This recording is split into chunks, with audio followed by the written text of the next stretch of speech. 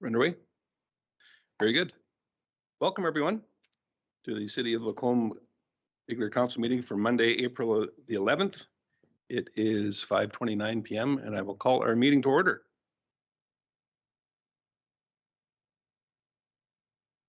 Council, there's quite a few consent agenda items there. Everybody's had an opportunity to review them. Please let me know if there's anything that you would like to have removed from that list at this time. And while you're contemplating that, I would also like for you to consider some reordering in order to accommodate legislative requirements for a public hearing. Does anyone have any consent items?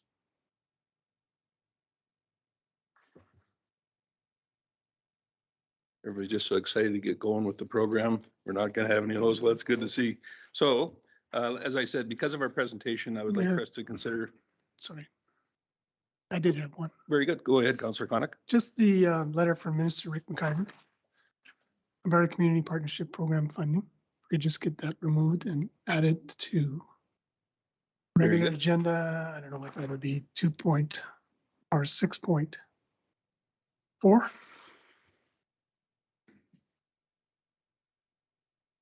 Those items go into, it's not really a request for decision. Okay, very good.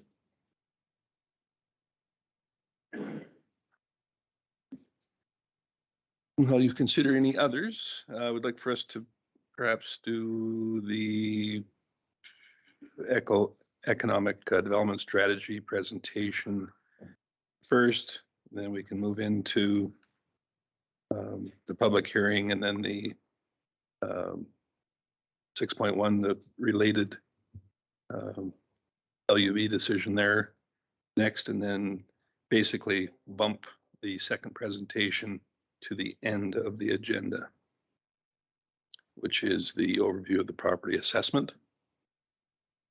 That's okay. I think that'll work better time-wise, and I think for the speakers for their time frame as well. So were there any more items for the consent agenda? If not. Sorry, Mayor Creasy, I just wanted to confirm we're going to put the spring adjustment second. Correct. Okay, thank you. Yep, those items are not going to change right up until presentation on the agenda, rather. Councillor Hoekstra. Thanks, Mayor Creasy. I would like to move that we accept the consent agenda as amended. Thank you. And with respect to the overall agenda, we have a motion as well. Councillor Hibbs. I can make that motion. Sorry, we need to vote on the first motion. Right, exactly. I was jumping the gun. Sorry about that, Councillor Hibbs. So with respect to the consent items, all those in favor? Thank you. That's unanimous. And then for Councillor Hibbs, motion for the overall agenda as amended or reordered, however you choose to word that, Coordinator Balabono. And all those in favor? That is unanimous as well. Thank you. Okay.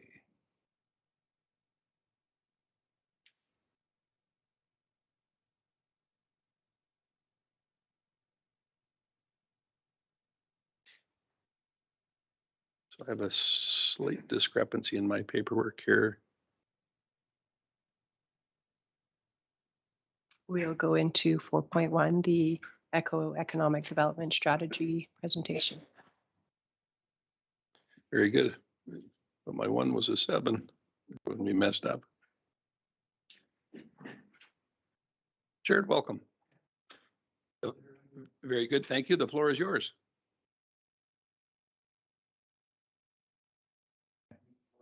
I'm just going to interrupt you 1 second. I'm going to have you use the microphone there when the light is on red.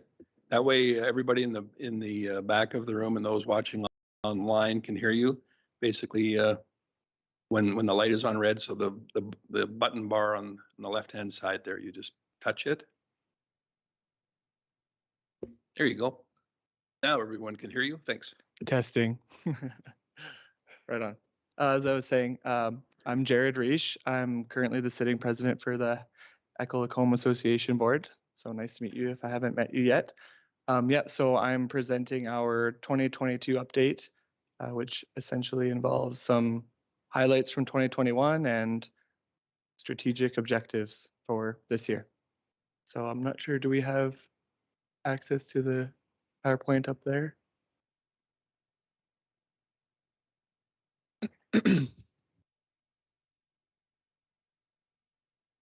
Right on.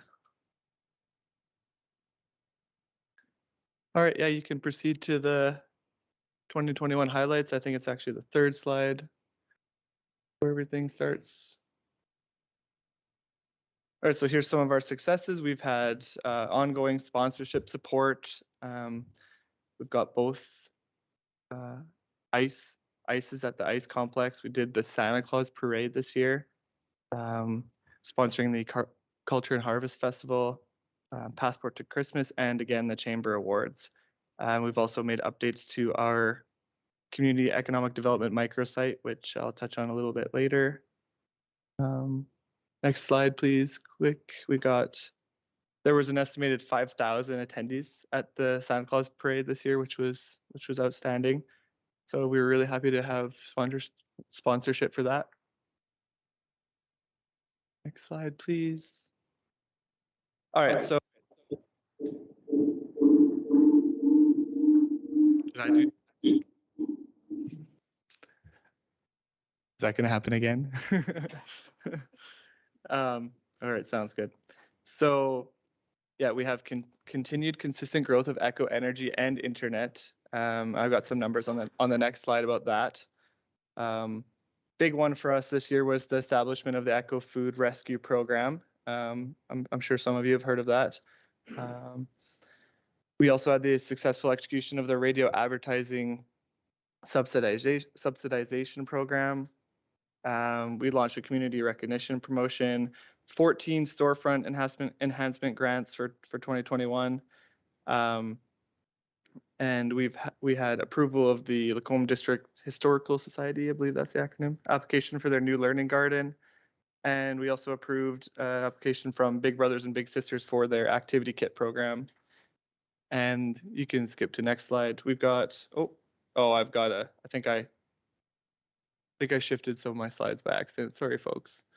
Would you mind going back for me just one? Oh, that's the start.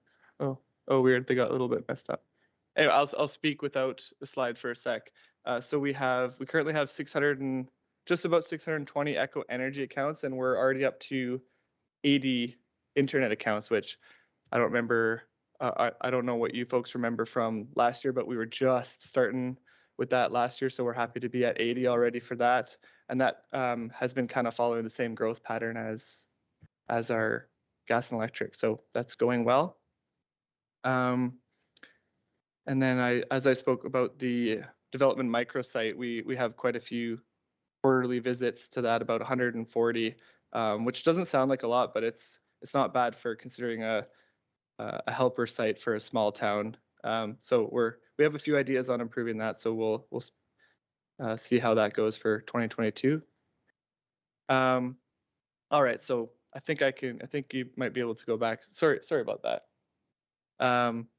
For the Eco Food Rescue Program, we had just shy of 15,000 kilograms of greenhouse gases averted. And our median value is, or our value range of residents that help us rescue that food was between 350 and 500 each week. So very high usage there. All right, strategic objectives 2022. Yeah, thank you.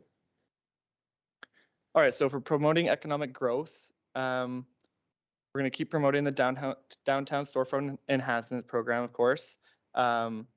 Improve the Echo Lacombe website functionality, which we actually have done already. We completely refreshed the site from scratch, so that's really nice. And we also have a little bit more ownership on that, so we have a couple ideas on some stuff to do for our website. That's echolacombe.ca, by the way, if anyone wants to visit it quickly at some point. Stimulating business resiliency. pursue business walks in partnership with the Chamber of Commerce and connect businesses to entrepreneurial programs. I got a couple more points here. Hopefully the slides are the same on the next one. All right, advancing Lacombe's economic diversity. We're going to keep working on increasing our social media presence and continue with the business incubation concept development. And feel free to generate ideas in your mind, and I can either answer at the end or get back to the team and answer your questions later. Maintaining Lacombe's high quality of life standard. We facilitated our first community scrum, we called it, which is essentially we're trying to gather some key folks in the community and nearby businesses to kind of get a direct line of communication right to the Echo Lacombe Association. We have, now that we're growing, we have more funds to distribute. We're finding that we need more connections to make more use of what we offer. That first one was very successful. We had a good turnout, and we're gonna plan on keep doing that. We're gonna plan to keep doing that probably as often as possible, probably quarterly or biannually if we can. Increase funding to support local groups, of course. We created the new community wellness program. And as mentioned before, expanding the food rescue initiative. Expand the food rescue initiative to other partner organizations. So that's a little bit detailed, but I think that's actually it for my slides. I think, yeah, it's the same. There's a Dr. Seuss quote. Thank you very much. That's all I have. Just a quick summary. So Thank you, Jared. We appreciate that. I'll put you in a spot with the new service that Echo offers with respect to the internet access. yeah, for sure. Could you just give us an idea of how it compares with some of the others in service and in cost? I would absolutely love to answer that question. So maybe I'll give you a generic overview and then personal anecdote. So essentially, Echo Internet operates in a similar way to any other internet retailer, or forgetting the exact word. We use the lines from retailer is the right word, sorry, but we're not infrastructure owners. So essentially, you can use Echo Internet for DSL or cable. You're going to be using TELUS's lines or Shaw's lines for cable. So the quality is identical. I haven't heard of any outages that are retailer specific, whereas like Shaw's own infrastructure is somehow preserved and retailers are not. So from what I've heard and my personal experience, you're getting the exact same level of service as one of the top infrastructure owners and retailers themselves. The price is going to be, in some cases, half or less. Me personally, I was paying $105 for 50 megabit, and I think my Echo Internet costs $54 a month after tax. So, and that's also including unlimited bandwidth too. So folks who are going to find out about Echo Internet are really going to see like, wow, like a lot of folks will support the gas and electric just because of the principle of Echo. They're going to find that they're going to like that about internet, but also their prices are going to be way lower. And that's not actually that's not unique to Echo Internet. Other retailers are similar. There's you could look it up. There's Tech Savvy. There's a couple other ones, but obviously none of them are providing the community value that Echo Internet is. So yeah, that's essentially it. Basically, just the same quality of service as what most people would expect, and then better price, and then the added benefit of the Echo, unison, especially if you can bundle it as well with your gas and electric. So easy management as well, especially if you already have the other two. So hopefully that answers your question. It does, and that's the answer I was hoping for. That was not a staged question. I generally want to know because I've had a lot of people ask about that. Yeah. As much as it's great that there's 80 accounts, considering there's 4,500 residential addresses, I think there's still lots of people in the city that perhaps aren't aware that Absolutely. it's being offered. So this is a great opportunity to get the word out. Yeah. Hopefully a few more people. Yeah, absolutely. And I believe one of our ICE sponsorships is, I think one of the ICE is Echo Energy and the other one is Echo Internet. So we're going to try to get it out there. So, but yeah. Anyone else? Councillor Connick. Thank you, Mayor Creasy. Speaking of uptake, the radio advertising subsidization program, is there a lot of uptake on that? How's that going? I personally am not super tight with the details on that one, but I think, Guy, are you able to speak to that? Yes, so the program is premised on there being an ad for Echo, and then participating businesses piggyback on that ad. There's up to 3 slots available on that ad, and they're actually running it in 2 different time slots at this point. So there's been 6 businesses that have participated on that initiative at this point. Obviously in and out throughout the course of the year, but about what we expected. I think at this point, we'd like to see a little bit more growth. But at this point, I think we're happy. Yeah, that was just my comment, that hopefully the word gets out about that, because I know when I owned a small business a long time ago, advertising was a double-edged sword. You know, you had to do it. But when times are tough, it's the last thing you spend money on. So it's, I think that's a terrific program, actually. I think that's, hopefully there's more uptake and the word gets out on that. Absolutely. I mean, spreading the word and uptake is one of our number 1 problems. Like, you know, word of mouth is great, but as an organization who wants to fund community projects, we have to pay really close attention to spending money on getting the word out, because that's not our primary goal. Yes, it helps in the future, but yeah, that's something we think about with everything we do, is how are we going to get that out there. But yeah, thanks for your comment there. Councillor Hoekstra. Thanks, Mayor Creasy. I guess I just wanted to ask the question about the E behind clause. There's something clever going on there and I don't know what it is. So thought maybe someone wanted to explain the E behind clause. Probably clause. my typo or someone's typo. Yeah. Oh, is it? Oh, shoot. I thought there was going to be some good joke. Oh, no. Unless there's a joke I don't know about. There's a tendency, for whatever reason, for people to put an E after clause after the Santa Claus movie came out in the mid-90s, asking Mr. Christmas here. So that was actually a TikTok from the Lacombe District Historical Society that you saw the E on. And CEO Gowdy pointed out to me that we should have some consistency between our Santa Claus, which is the correct version, and Santa Claus in the TikTok video. I knew there was a story. Councillor Gullickson. Thank you, Mayor Creasy. I just wondering about your food rescue program and the 15,000 kgs of greenhouse gases averted. That's exciting. Yep. You said 500 users a month. Is that correct? No, it's actually, it varies. It's actually once a week. It's operating right now.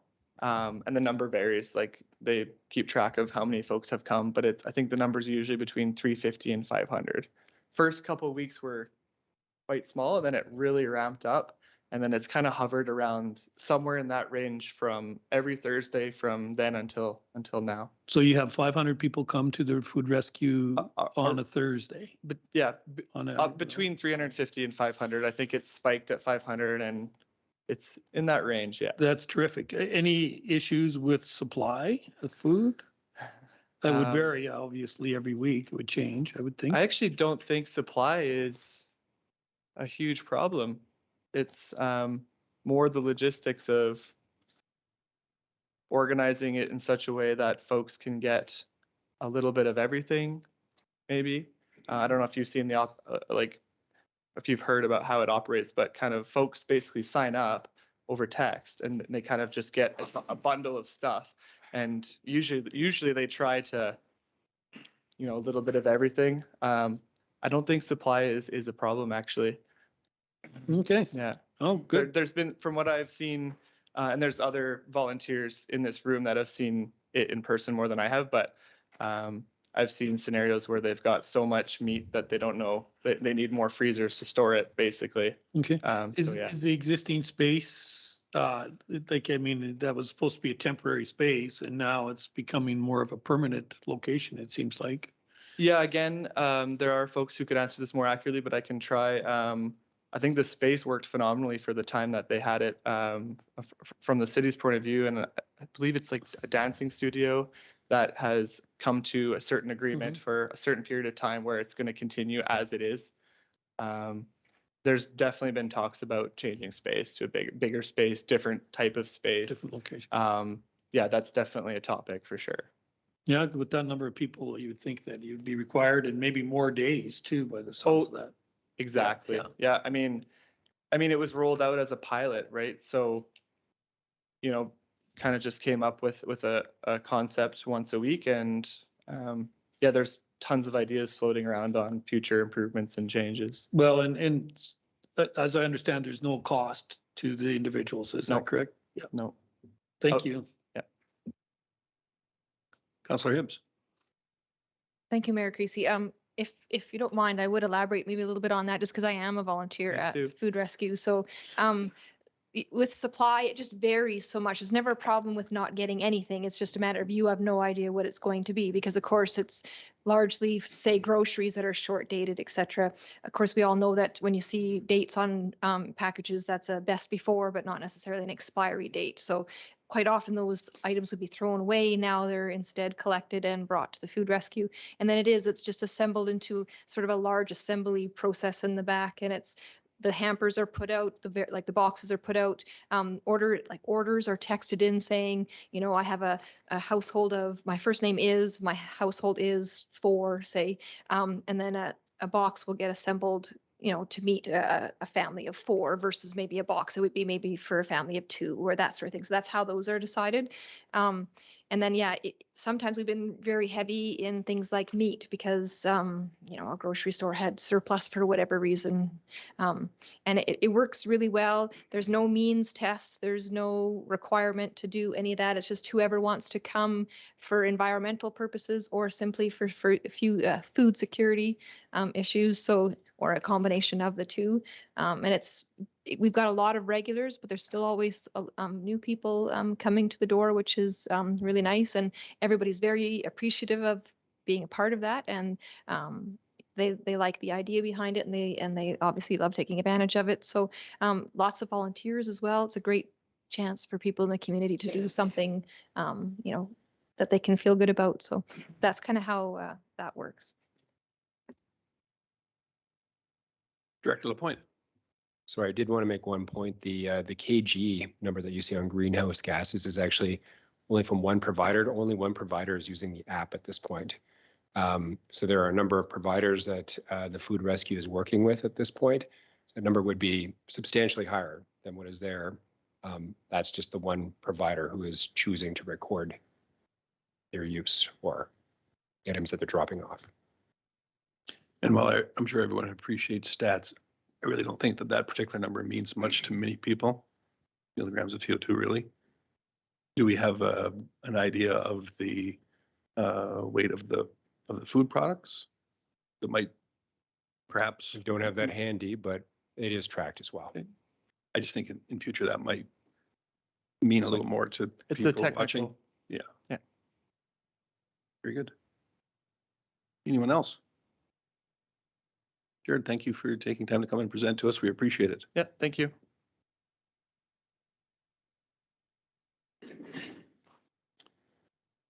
So Coordinator Balabono, we did have a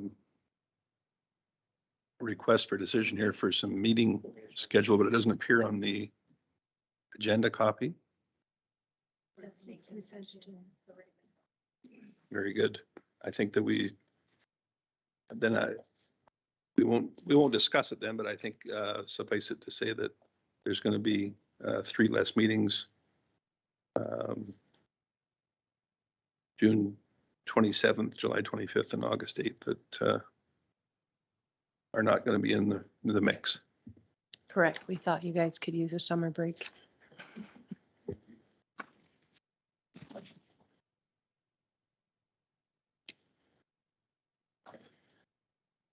Very good. So we've got 7 minutes till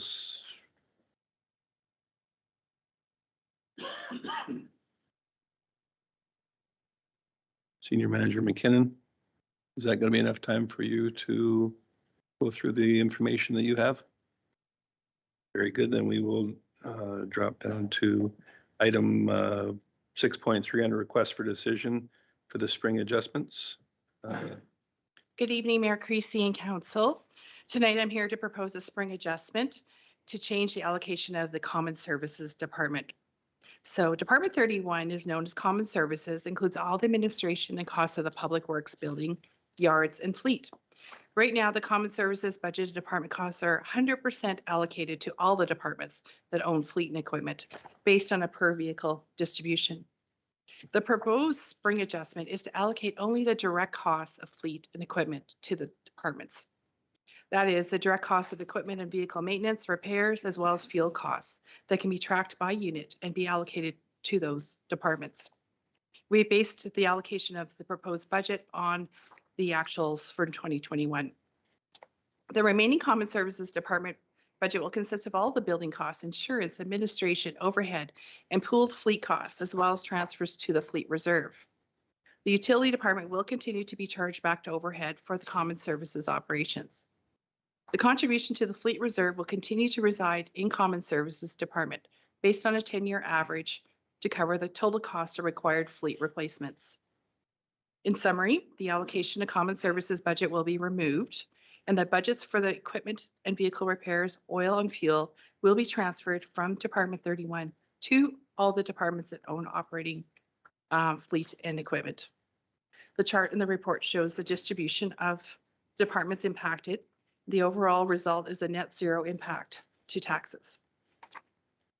I recommend that Council approves the proposed spring budget amendment to reallocate Common Services recovery, and I'm happy to answer any questions you may have. Thank you for that information. So probably one of the larger impacts, I'm going to suggest this probably is a more accurate reflection of the genuine costs that each department will have to account for. Thereby, there's some adjustments that they're going to have to make moving forward. Is that a fair assumption? That's a fair assumption. We'll probably be adjusting these as time goes on. Currently, the Public Works does share vehicles, so some of those may get distributed to departments, but there's some common costs still, but most of them can be directly attributed to departments out there. Great.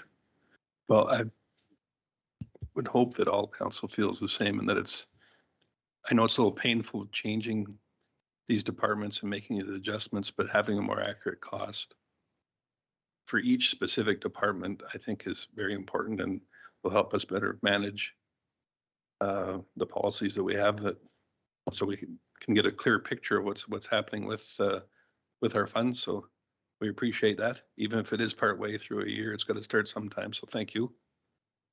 Councillor Gullickson. Thank you, Mayor Creasy. I'll make that motion that council approves the proposed spring budget amendment to reallocate Common Services recovery. Councillor Dallas. Thank you, Mayor Creasy. I was just looking to just ask one question before we do that. I just noticed in the analysis, it says this reallocation is done in previous years. And so I'm sorry, just for the wording, it was previously additional items were included in those reallocations. And this year, those items will not be, just strictly the fleet, you said. That's correct. The entire Department 31 was allocated out to all the other departments. Okay. So overhead for the whole building was allocated out to all the other departments. Okay, sorry. Can I just continue? Okay. Certainly. And this will be the norm going forward then, not previous years the way, correct? That's correct. We hope to improve our accuracy for reporting and directly attribute costs where they belong. Great, thank you very much.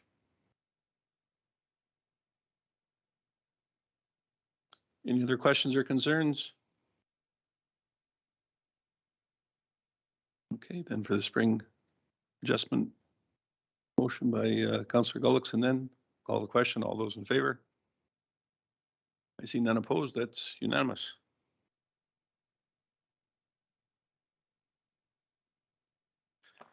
Which works out rather well because it is approaching 6 o'clock, which is our legislated time for our land use bylaw public hearing.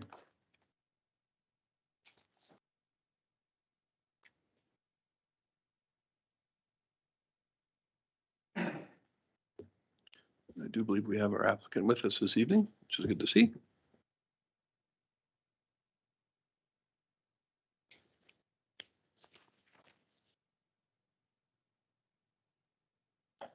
So on your agendas then, item number 5, the public hearing for bylaw 400.38. I declare that the statutory public hearing for bylaw 400.38 now open, and that this hearing is being held pursuant to sections 7, 8, 230, 606, 640, and 692 of the Municipal Government Act 2000 as amended, and request our legislative coordinator to confirm the purpose of this public hearing, and that the statutory public hearing notice was in fact advertised in the local newspaper, and that any written submissions received and not included in the public hearing agenda package are now read into the record. Thank you, Mayor Creasy. Mayor Creasy and Council, the purpose of the public hearing is to allow the general public to provide input to the proposed amending bylaw 400.38, given first reading March 14th, 2022. Bylaw 400.38 proposes to allow auto body and paint shop as a permitted use in Unit 11, Plan 0628084, the location of this property being 7102 52nd Street. Per Section 606 of the MGA, requirements for advertising, a public hearing notice was advertised as shown on page 90 of the agenda in the Lacombe Express Thursday, March 31st, 2022, and Thursday, April 7th, 2022. Mayor Creasy and Council, one written submission was received, and I will now read it into the record. Hello, Craig. Thank you very much for the notification of the proposed bylaw amendment for Unit 11 of the Lacombe Business Center. We own the units adjacent to Unit 11 occupied by FSK Paint and Collision, Units 9 and 10 to the north, as well as lease and occupy Unit 8 directly to the west, occupying the space adjacent FSK on 2 out of 3 sides. FSK has always been a very courteous neighbor, and we have no objection to their use. Their business is primarily auto restoration, which is conducted within the confines of their structural space. We appreciate their conscious business practices, like making sure that they do not leave disabled or project automobiles in common condo parking areas. The Lacombe Business Center is a long-time industrial building with a complementary tenant mix. Its management team has done a good job of maintaining a variety of mixed-use tenants with both accommodate and help each other in positive ways. I plan to attend the amendment meeting in person, although I do not have a specific agenda to raise. If there are unreasonable and unfounded objections, I would be happy to speak in support of the Lacombe Business Center and its current use. In particular, if any of the people who own or occupy residential structures to the east across 52nd Street are in opposition of the Lacombe Business Center or its mixed-use tenants' activities. If it appears that there are significant objections, I simply request that you open the floor to legitimate stakeholder, business center owner, tenants, or directly adjacent residents, input and comments before adjourning the meeting. Thank you. Scott Pearson, Program Development Management at Spider Controls Corp. Thank you very much for that. Reminder that all persons giving oral presentations are to clearly state their name and keep their presentations brief and to the point. The order for the statutory public hearing will be as follows. The development officer or designate, in this case, our contracted planner from Parkland Planning Services, Mr. Craig Teal, who's seated up here before us. Then that'll be followed by those speaking in favor, then those opposed, And lastly, but not least, those persons deemed to be affected who wish to be heard.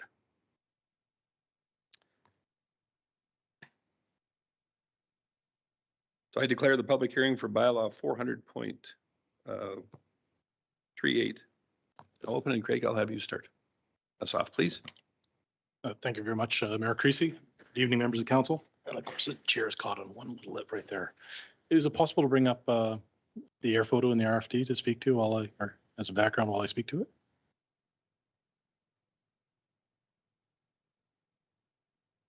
And while she's bringing that up, Mayor Creasy, so just a reminder of the location. So this is up in the former College Business Park area, and just north of Beardsley Avenue, west of 52nd Street. It's the in the pink highlight that you can see there, a multi-unit commercial industrial building that's been around for several years. And just in terms of its overall background, the development of this property started under a very different land use bylaw, bylaw 300, which allowed a series of industrial uses to be in the area that used to be literally the College Business Park. It's now being referred to as a commercial business park, reflecting some policy changes that were made starting in 2015 with the Municipal Development Plan, then in 2016 with the North Area Structure Plan, and finally with the College Heights Outline Plan that looked at the area and said we wanted to make a change in this area and transition it from those industrial uses, recognizing the ones that are already on the ground, to more of a mix of commercial, institutional, and residential.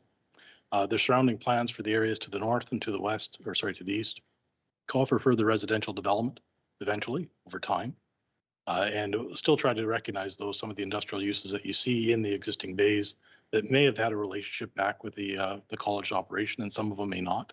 And going forward, the issue was some limited industrial uses were intended to still be there because we did have those existing tenants, and accommodate other commercial uses that may not have any connection whatsoever to the college proper. The request, if for some of you, if you feel like you've been here before, it's because some of you have. 2 years ago, after we had found out that SK Paint and Auto Body was operating in Unit 11, they were asked to take out a development permit, and that wasn't possible because they weren't allowable use in the University Commercial District on this particular property. And the applicant exercised their opportunity at that point in time to seek an amendment from council to be considered as a use allowable in that area. Council at the time in April of 2020 approved it on a temporary 2-year basis to allow time, recognizing that the operation was already on the ground. It would take time to find a suitable alternative location for a paint and auto body shop, which in Lacombe's context is identified for heavy industrial use, light industrial, and C4 highway commercial use on a discretionary basis. So council approved that, and that right, outset of COVID, I guess none of us knew it would go for 2 full years. That's just pure coincidence.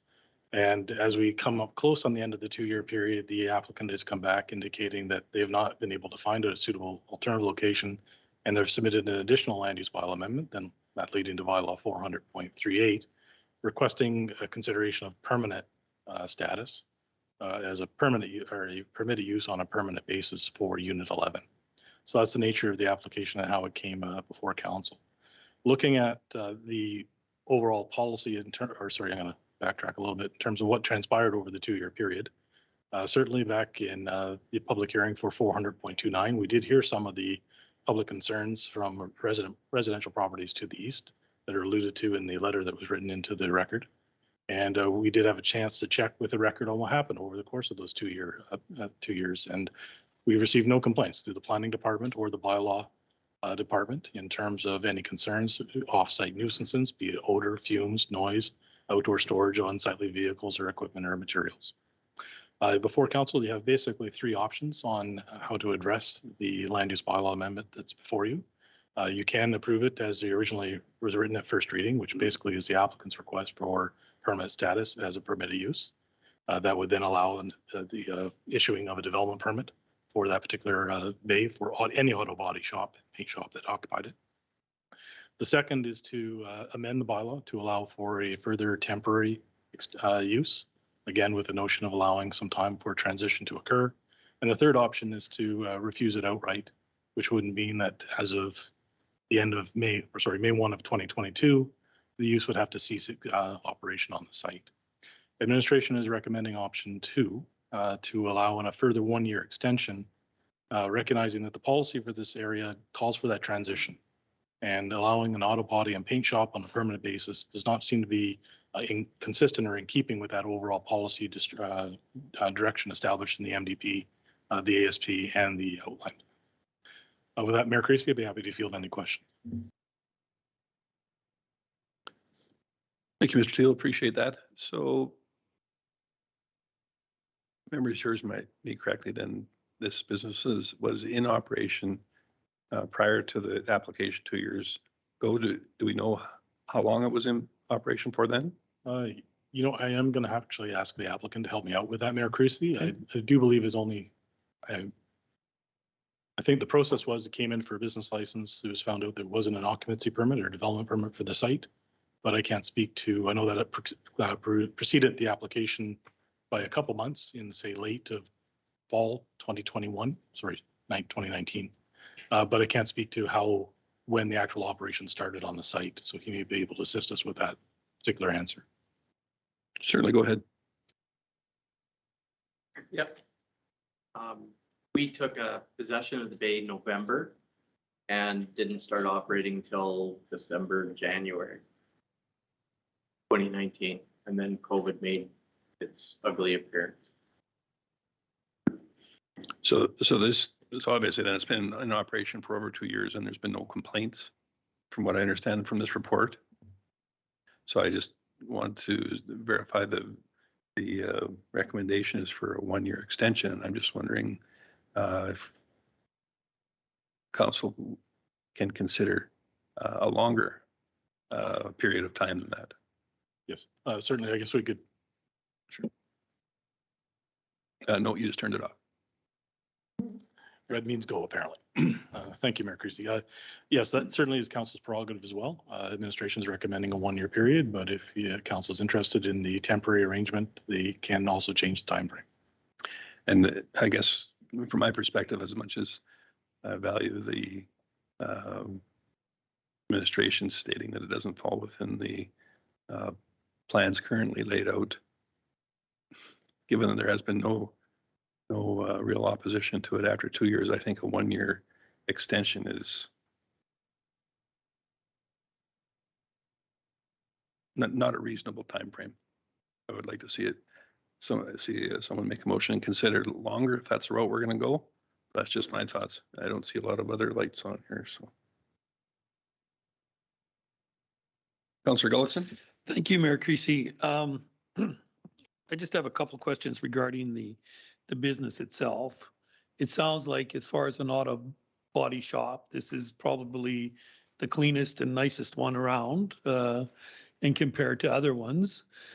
Yeah, well, I have an issue with approving it for a permanent, because then that would allow somebody to come in that maybe isn't as good and as clean and as user-friendly to the neighborhood and so on. Certainly you're doing a great job up there and keeping everybody happy, but I do have a problem with changing it to a permanent designation for that property. I have a question about who decided what that was going to be. Was that part of the college's decision? It wasn't the city's, was it?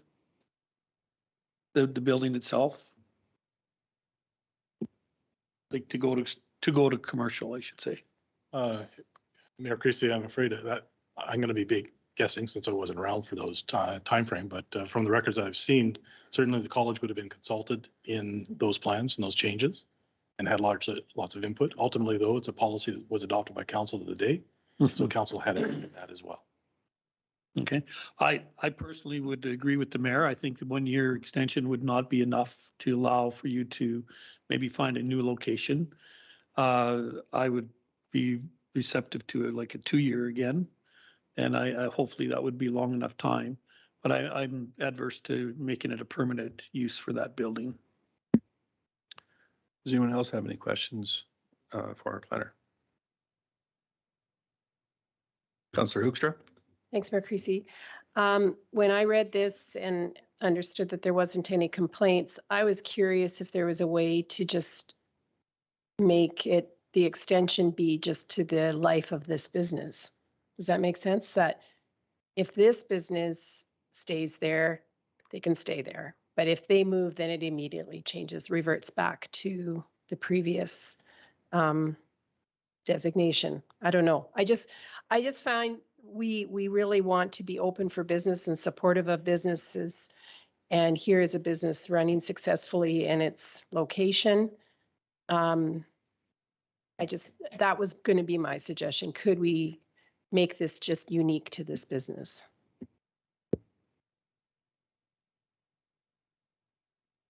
Councillor Hibbs?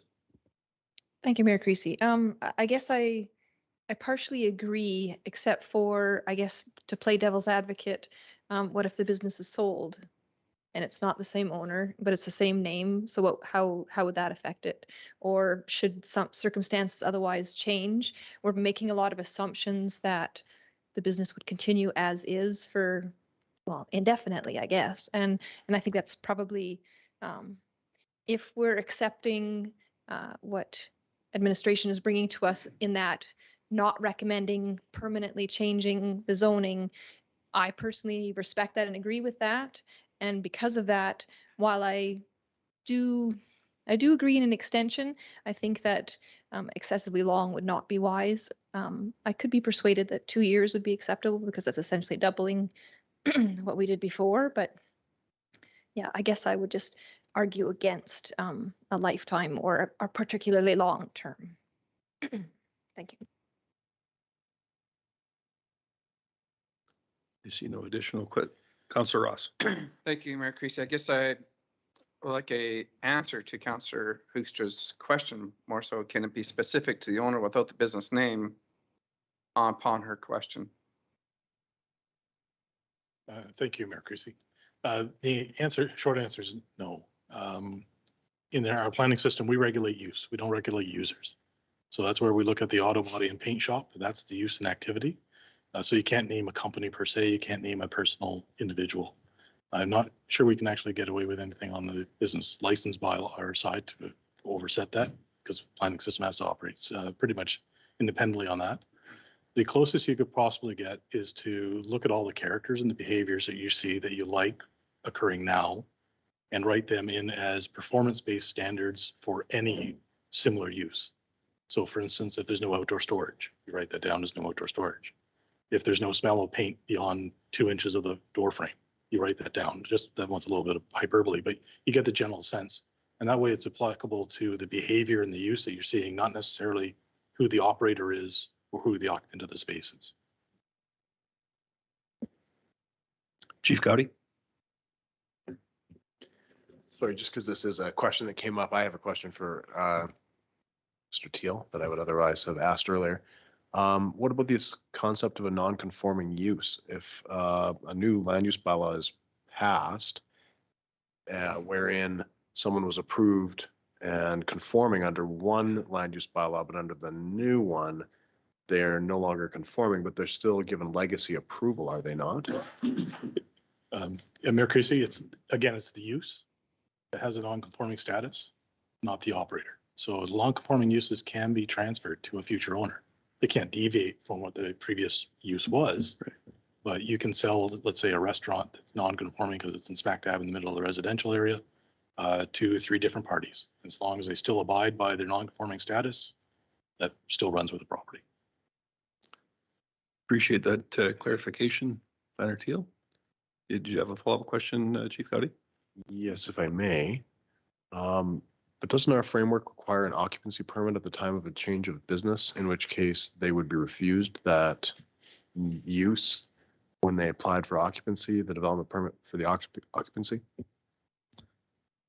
Trying to remember how your occupancy works and whether or not it's going enough to the use versus the users. And that's something that we may have to look at. I think Manager Hackett's got some comments she wishes to share, Manager Creasy, on that.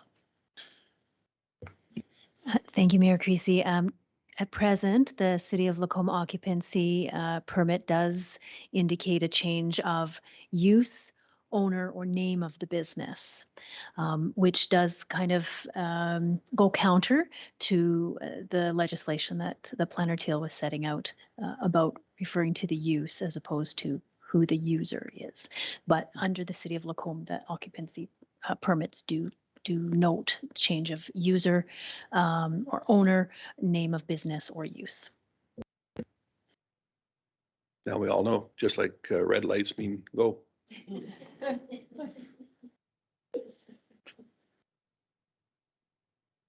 Are there any other questions for our development officer? Seeing none, I would ask that those wishing to speak in favor. One moment, please. Sorry, I missed your light, Councillor Ross. Go ahead. Thank you, Mayor Creasy. So therefore, question, Mr. Teal, you could go a longer term, but be specific to this specific business to say no outdoor storage and so forth. I think we're all trying to be consistent with what the intended use is, but yet to be accommodating to this business because of this business being a good neighbor and successful in this area. So we're trying to find a balance here. So, but you could be a longer term, but more specific to conditions which would protect the area and the use. Is that correct? Yes, Mayor Creasy, that's pretty much correct. You just can't link the performance standard to a particular individual. So if you can say, regardless of who owns the auto body shop, any auto body shop in this space must either do or not do the following things. That's where we'd be trying to head to with it. So for clarification, you had said specific business. It's specific business type, not specific business. Yes. Sorry if I may follow up. Sure. My apologies. So thus far, this business has not had outdoor storage, which has been a positive in this area of this community. So you could continue with that specific on moving forward. Is that correct? Yeah, Mayor Creasy, it could if we wrote it into the bylaw. And right now that part is not written into the bylaw. That or any other number of possible performance criteria, correct? Correct. Okay. Very good. All satisfied? At this time, I will ask that those wishing to speak in favor of bylaw 400.38 be given an opportunity now. I'm going to assume there's no one outside of council doors waiting to speak. No. Very good. Seeing there are none that wish to speak in favor at this time.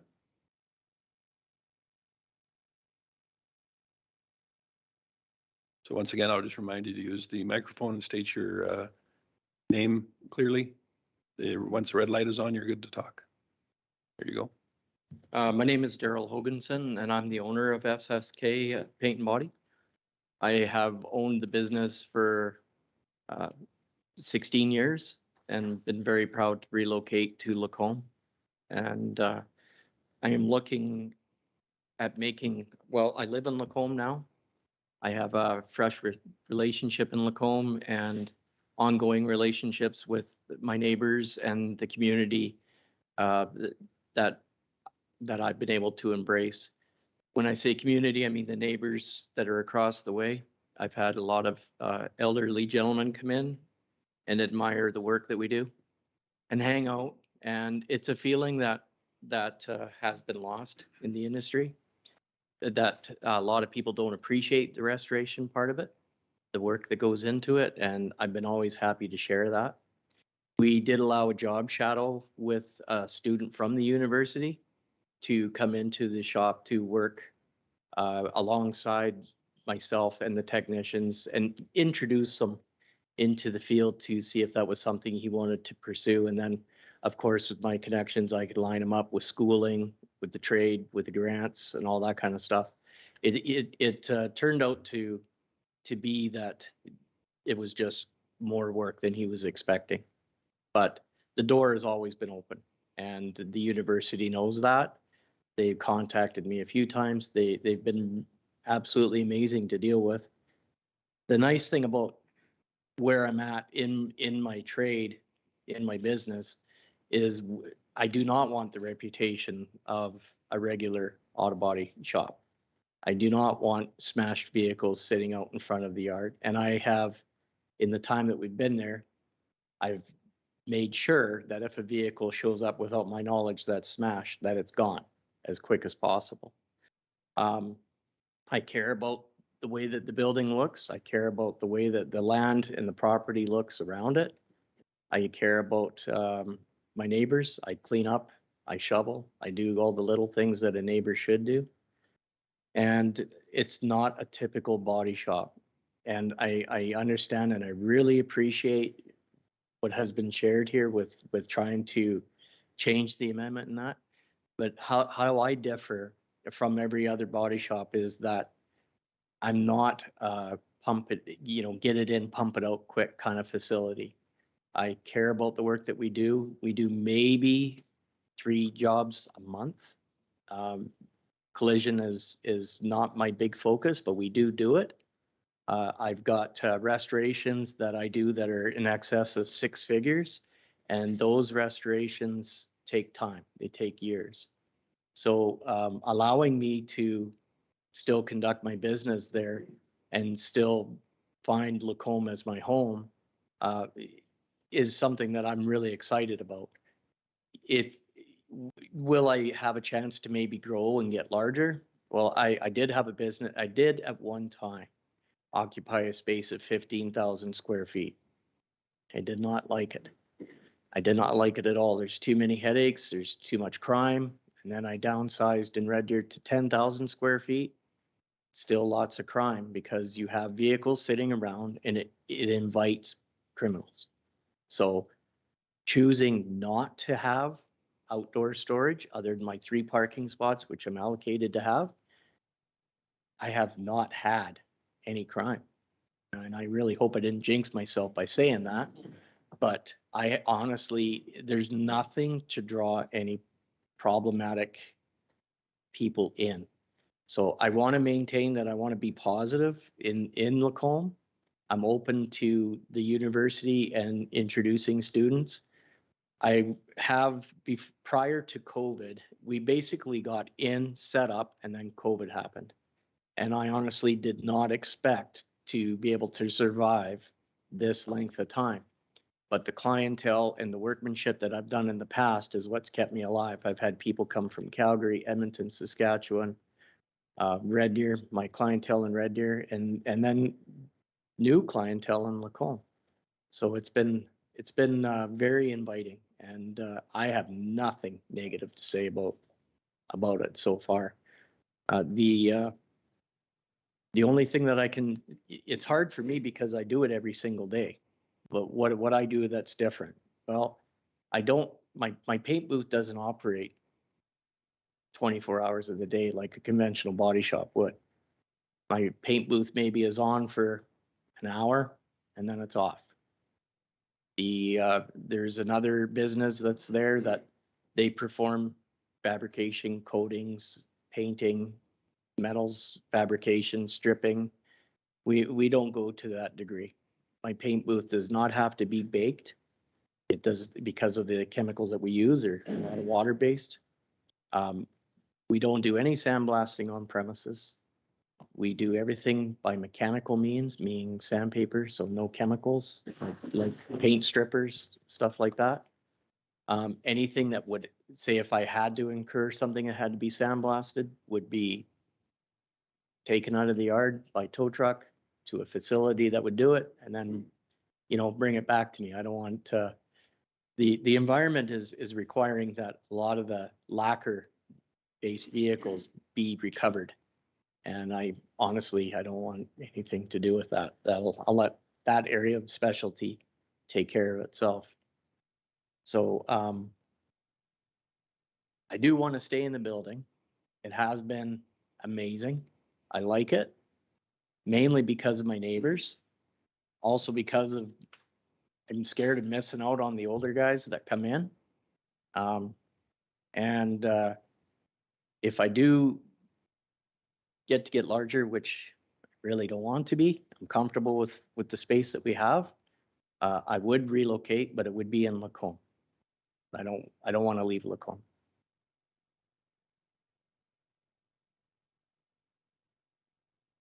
Anything further?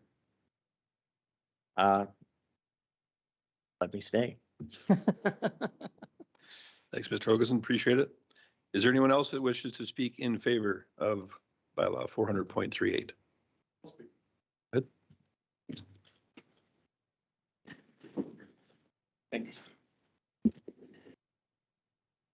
My name is Scott Pearson. I'm with Spider Controls, and we are the owner and direct neighbor adjacent to FSK. And from my perspective, when I first read the announcement, I had to figure it two ways. One of which was remembering the history of the building and the industrial history of the building, but when it was both a furniture manufacturer, a number of years back. And since then, they made it into 20 units and it's a multi-use industrial building. And, we do electronic components, not a lot of production there, more on the research and development end. But we like to see a good mix of people in an industrial building, including industrial purposes. And with FSK, it is not like a conventional body shop in that respect. It is a restoration business. It's been a very complimentary and friendly business as a direct neighbor. And we have no objection to that use, in that location. I did appreciate Councillor Hoekstra's comment on a longer time frame. I think that a year or two is too short to run a business. And if the intent is to make the business move, then, that's one thing. But as long as we agree that it's a complementary business for an industrial building and it's appropriate to where it's at, then I would also recommend a longer time frame, in that regard. Because like I say, we don't have very much interaction, but I do like to see a mix of people in that building. And, its intended use is still an industrial building. So I do support the amendment as we're looking at it. And we'd just like the council to look at what is reasonable, as a business, and what a reasonable time frame would be to look at that. Appreciate your input. Thank you, Mr. Pearson. Appreciate it. Any others that wish to speak in favor of 400.38? Seeing none, I will ask anyone who is opposed to bylaw 400.38 an opportunity to speak now. Are there any that wish to speak in opposition?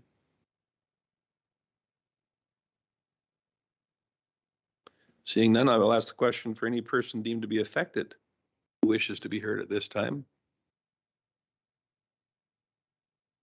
An equal number for that offer as well, it looks like.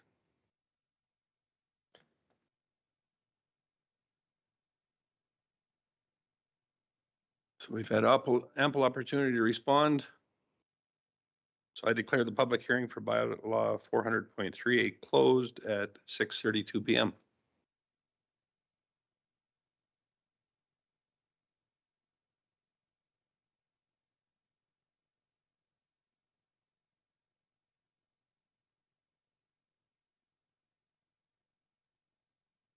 I'll call your attention to the agenda to item number 6.1 for bylaw 400.38. I'll ask that Manager Hackett take us through the land use bylaw amendment for the auto body and paint shop.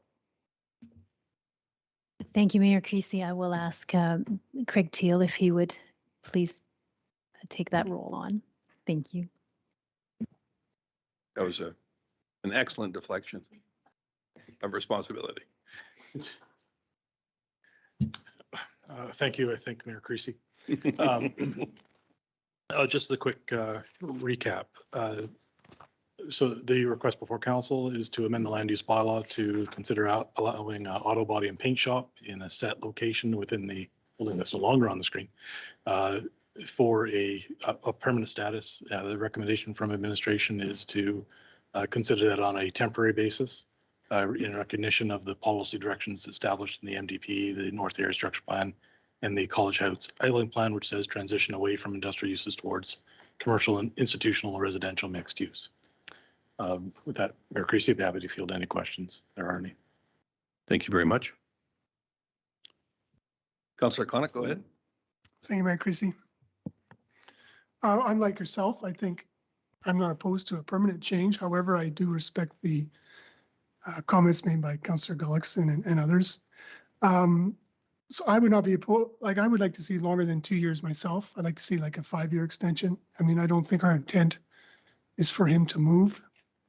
I mean, I think that maybe that initially was the intent, but he doesn't want to, and he stated a very good case as to why he doesn't want to. So, you know, I get the idea of not going to a permanent idea, but I would certainly like to see longer than 2 years for sure, maybe 3, 4, up to 5 years myself. Thank you.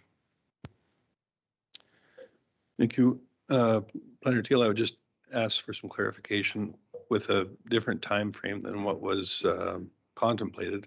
Are there still some performance criteria that will be affixed to that or no?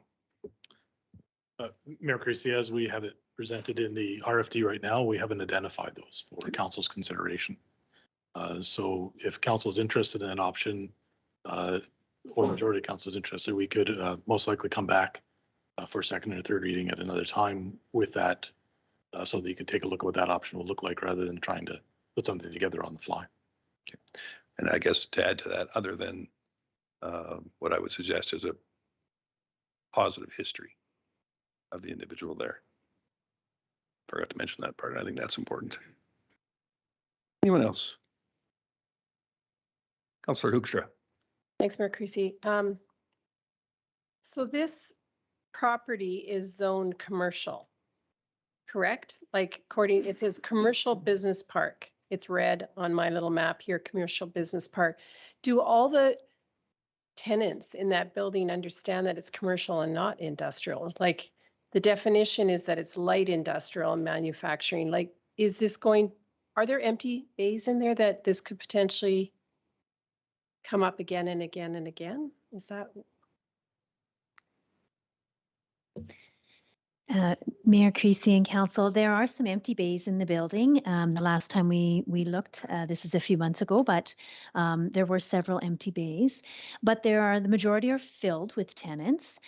There are some tenants that predate the current land use bylaw. So the current land use bylaw and the current university commercial zoning has been in place since about 2017, I think. And there are some that had approvals and their permits go back to 2013 when it was an industrial building. And as during the public hearing it was mentioned, you know, there's an industrial history here. So there are some tenants in there that have their approval pre the current land use bylaw. So those are non-conforming, but they can continue on provided that they don't close down for 6 or more months. So there is kind of a mix in that building of some industrial and some much more commercial or institutional, like I see there's a kickboxing studio, for example, which would be more on the education or institutional side. Thank you. So additionally to Councillor Hoekstra's question though, in fact, this type of thing could come up to an empty bay or a bay that is not empty at this time. We certainly, Mayor, we certainly could get those inquiries, or a tenant could come in the same situation here, apply for a business license, and then find out that they're in the same boat as FSK was.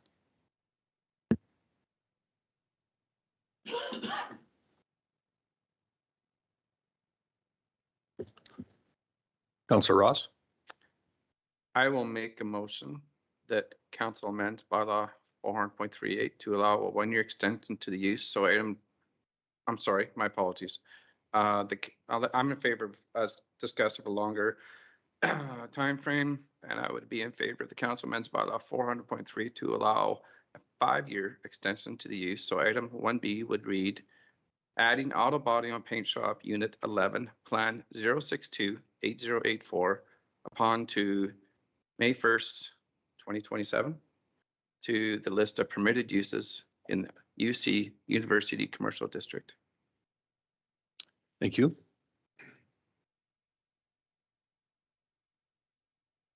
Anyone else?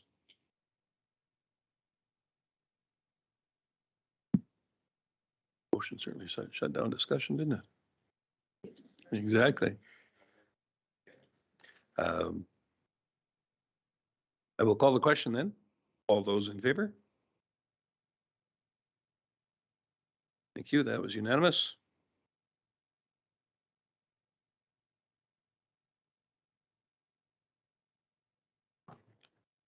Councillor Hoekstra? Can we not carry on then and give second reading to, we can, right? Okay, The, that's certainly within council's prerogative to have second reading. I'm going to move that council give second reading to bylaw 400.38 as amended this evening. Thank you. Any other discussion? Councillor Hibbs? Thank you, Mayor Creasy. Just before we go to vote on that, I guess I would just make the comment, if I will agree that we can go to second reading, but I would advise that we do not attempt third, because I think that we should have caveats added to this clause as we were discussing earlier, and we won't have that opportunity if we race to the reading. So I do think that when we're talking about extensions like this, especially an extended one like a 5-year would be, that we should be thinking about potentially adding in some, when I say caveats, I don't necessarily mean in the legal term, but just things like no outdoor storage, et cetera, et cetera. Some of the things that have come up and some of the things that have been concerns, not necessarily that has happened in this location, but that area residents perhaps would fear, I guess, would be a better way of addressing that.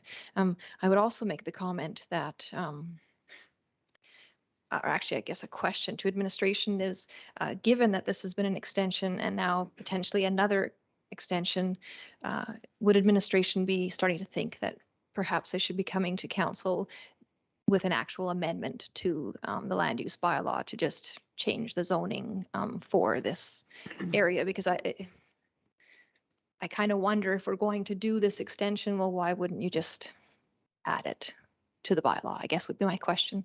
But I would ask administration to have a comment on that, please. CEO Gowdy.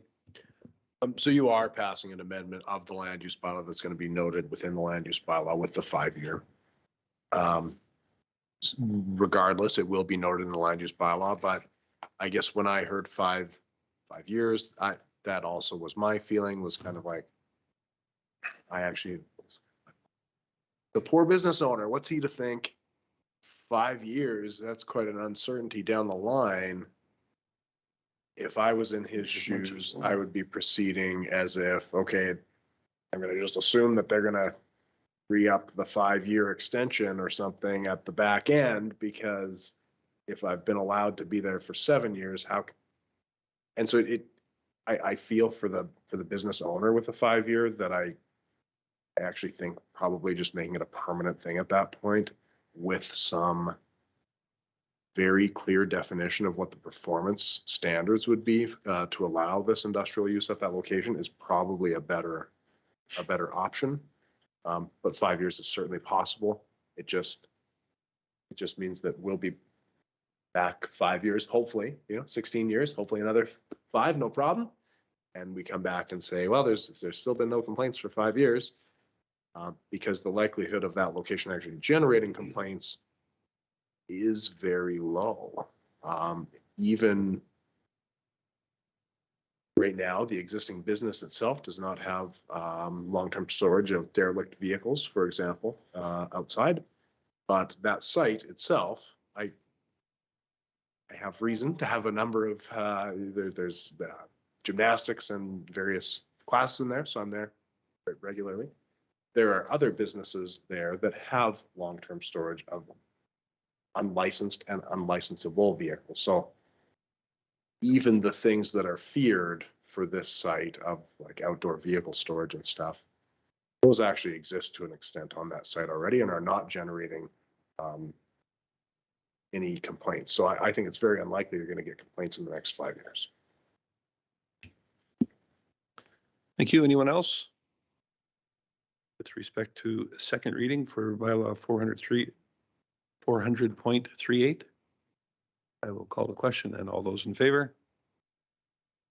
Those opposed? So noted. Thank you, Councillor Hibbs.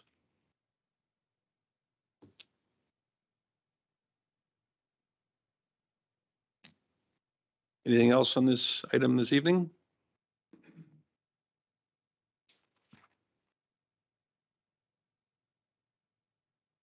Seeing none, we will move on to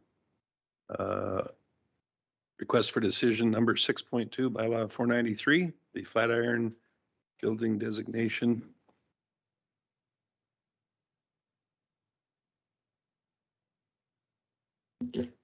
Just to be clear, I believe we will be returning with the third reading with some possible options. What I took from this is we'll be returning with some possible options for performance standards that would ensure that any future owners of that, I shouldn't say owners, operators of a similar business in that same location, in that same bay, would operate in the same way that FSK has been operating. I assume that, is that an accurate interpretation? That's kind of reading between the lines, CAO Gowdy. No one brought forth a third reading, so that would be one assumption to take, or you could be like myself and not really choose to do 3 readings in one night on most anything, and this one is not, I don't think that timely critical, but I think there's obviously a willingness on behalf of this council to see this through one way or another. But I have no problem with exploring some reasonable performance criteria, given that this business is operated by them for the previous 2.5 years, more or less. Anyway, I don't have a problem with that. But was that the impression of council to come back at a relatively soon future date with some performance items for consideration? I mean, that's not to say that any of them will necessarily be agreed on or not, but perhaps some reasonable options so that we can know that we've done our due diligence to promote a harmonious neighborhood in there and keep the peace amongst those that live in the area. Is that a fair summary? Very good. All right, Manager Hackett, bylaw 493, the Flatiron building designation, please. Thank you, Mayor Creasy and members of council. Great pleasure for me to be here tonight and present consideration of bylaw 493, and that's because it's a municipal historic designation. So the purpose of the bylaw tonight is to designate the Flatiron building. I'll just move to the next slide, please. Thank you. Which was built in 1903, 1904 to designate it as a municipal historic resource. The building is pretty well known in Lacombe and outside of Lacombe. I would really say that it's an iconic landmark in Lacombe and maybe in all of Alberta, actually. Council will know well that it's located right downtown at 5005 50th Avenue, and that's on lots 1 and 2, Block 5, Plan RN1. The building was designated as a provincial historic resource in 1990 by the government of Alberta, so quite some time ago. And the owners have now approached the city of Lacombe for municipal level historic designation. And the next slide is a picture of how the building looks. This was taken in 2019, but certainly how it looks presently. And if we move to the next slide, you'll see how it looked in the early 1900s. So not a lot has changed. You can see many of the iconic landmarks are there. The street wasn't paved, but the building itself looks very much like it does today. Like Councillor Gullickson by that one, of course. Just a baby. I have no comment on that.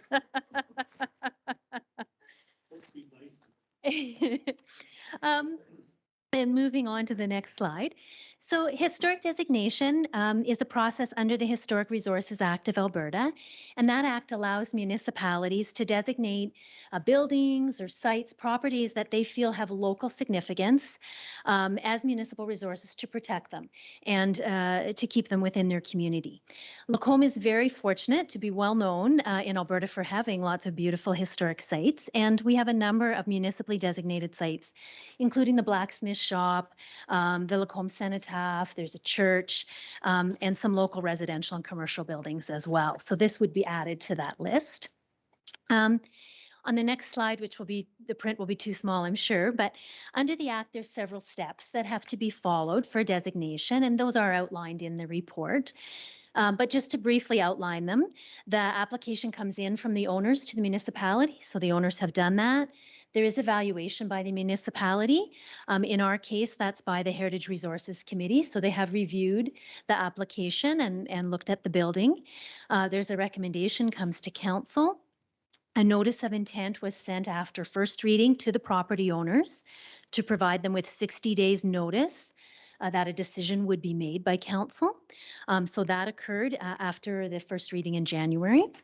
There's a compensation agreement where the owners have waived any rights to compensation for designation. They have signed that, and that a copy of that is on the agenda tonight. And then the designation bylaw can be passed by council after a 60-day, between a 60-day and 120-day waiting period. If council does pass the designation tonight, it will be registered on title to protect the building in perpetuity, and the building will be added to the Canadian list of registered historic places for anyone to research who's doing research on Canadian history.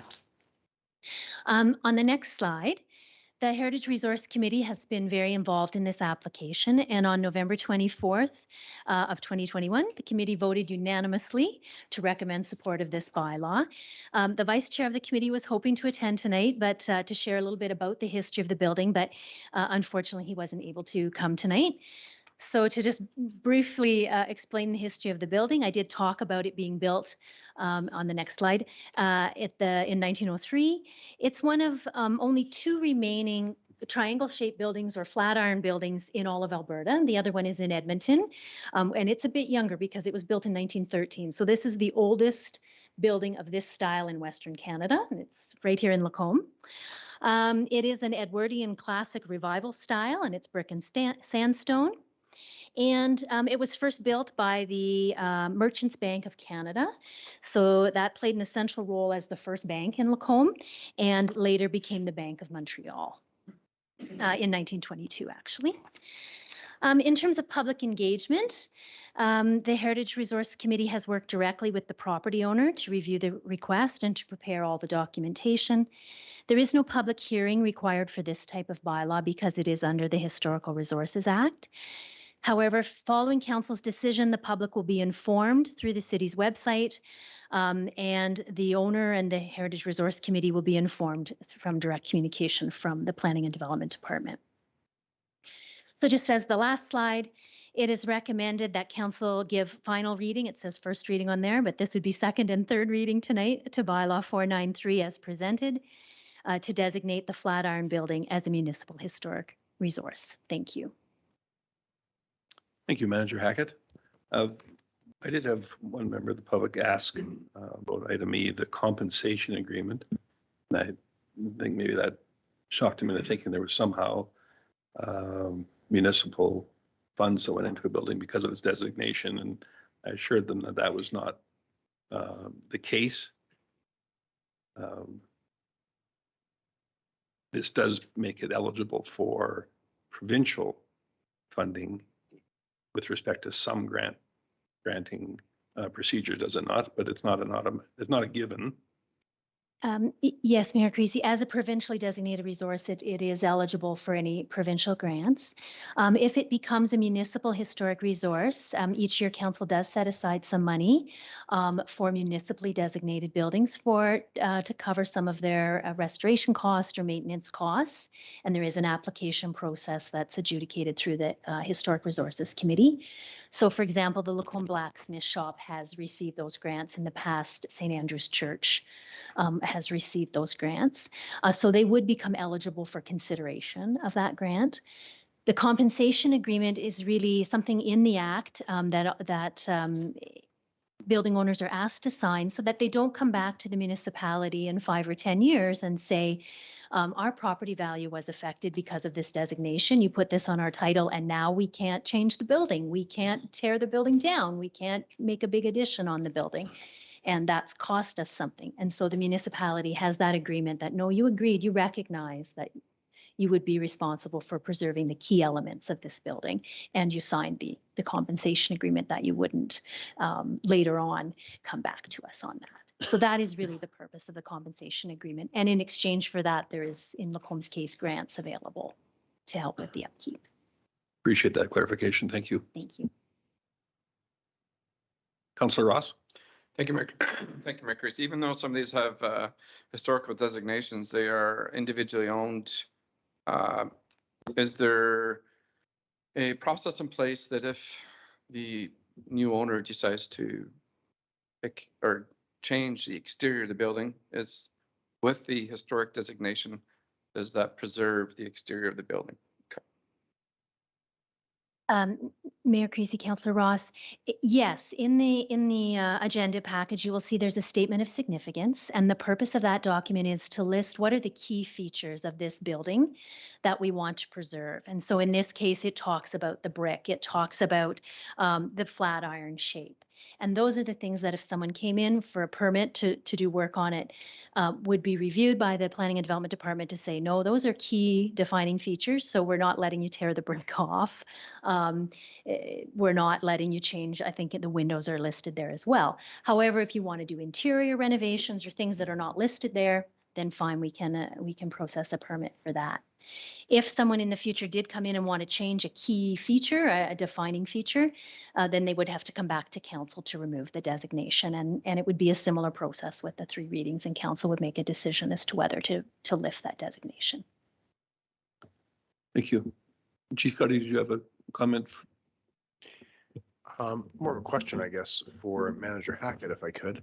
Certainly, if they wanted to remove the brick, that would be one thing. Could they paint the brick pink?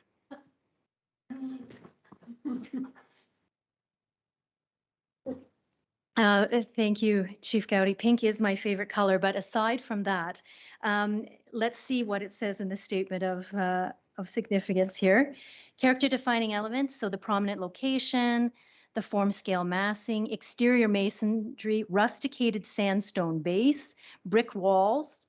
So it does not state the color of the bricks. Rusticated sandstone, I don't believe comes in pink, so. And the point is that they're the original, but that is a good question because we have had that issue before of people wanting to paint buildings in the historic downtown. So I think that might be more of a land use bylaw in the downtown area redevelopment plan overlay as opposed to something in the statement of significance. Thank you. Councillor Gullickson? Thank you, Mayor Creasy. I think the majority of citizens would be shocked that it isn't already designated as a historical building by the city.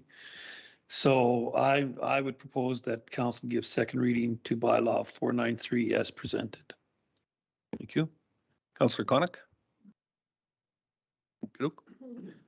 Thank you. Any further questions or comments? Excuse me. Go ahead, Councillor Ross. Thank you, Mayor Creasy. So to further that point that CO Gowdy brought up, there is no color bylaw restriction upon any new owner of the building. They would not have to go through the process of through the historical. There's no. This is absolutely worst case scenario, being that I'm just without a doubt. But there's been some feedback of another particular building that could have been, I guess, a little more aesthetic than the outcome was. So I'm just saying, in the worst case scenario, these are obviously designated historic buildings for a reason, and the protection of that. Under worst case scenario, the owner could so choose to do. Mayor Creasy, Councillor Ross. Now, the other building that I'm thinking of was not a designated, was not municipally designated. So in this case, the owners, because it is on title, because they have initiated this process, they're more likely to come in and talk about in the future if they ever did want to restore it. So I think it does give us that level of protection, but certainly in the land use bylaw for other buildings that are not designated, we could look to tighten up some of those, if that becomes a concern, tighten up some of those colors, whether it be red brick or, not pink buildings or whatever the comments might be that council would want to go in that direction. But here it just states rusticated, so pink probably doesn't fit with rusticated. That would be my interpretation. Anyone else? Councillor Conick. Well, I'm just looking at the Schedule B that's attached. I guess it doesn't speak to paint color, but it does highlight a bunch of guidelines that have to be followed if any work were to be done on that building, so.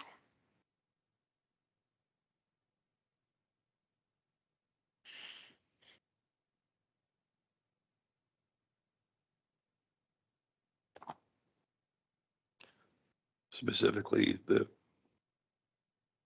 color of the sandstone having to do with the character of the building and the historic value of it. That point. Okay. Very good. So Councillor Gullickson had made a motion for second reading. Anything additional? Call the question then. All those in favor? That is unanimous. Do we have any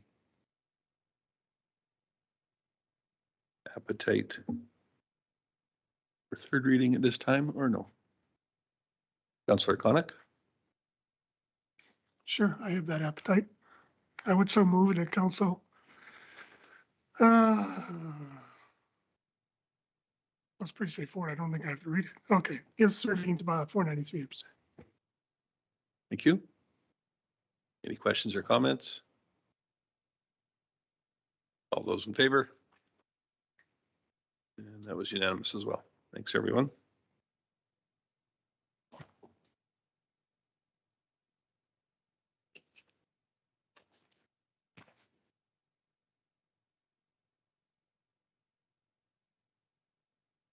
I think that brings us back to our presentations, and two gentlemen have been waiting very patiently. If you'd care to come up here and have a The letter from Rick McIver. yeah, these guys first, they've been pretty patient. So we have today Mr. Ken Waters and how do you pronounce your last name, sir? Rod Bixie and Ken. Bixie, thank you. Appreciate that. So whenever you've got things underway there, I'll just ask that you use the microphone, and when the red light is on, you're good to speak.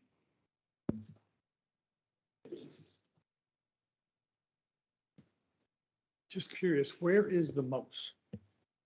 So when I pop from, I'll just give a little wave.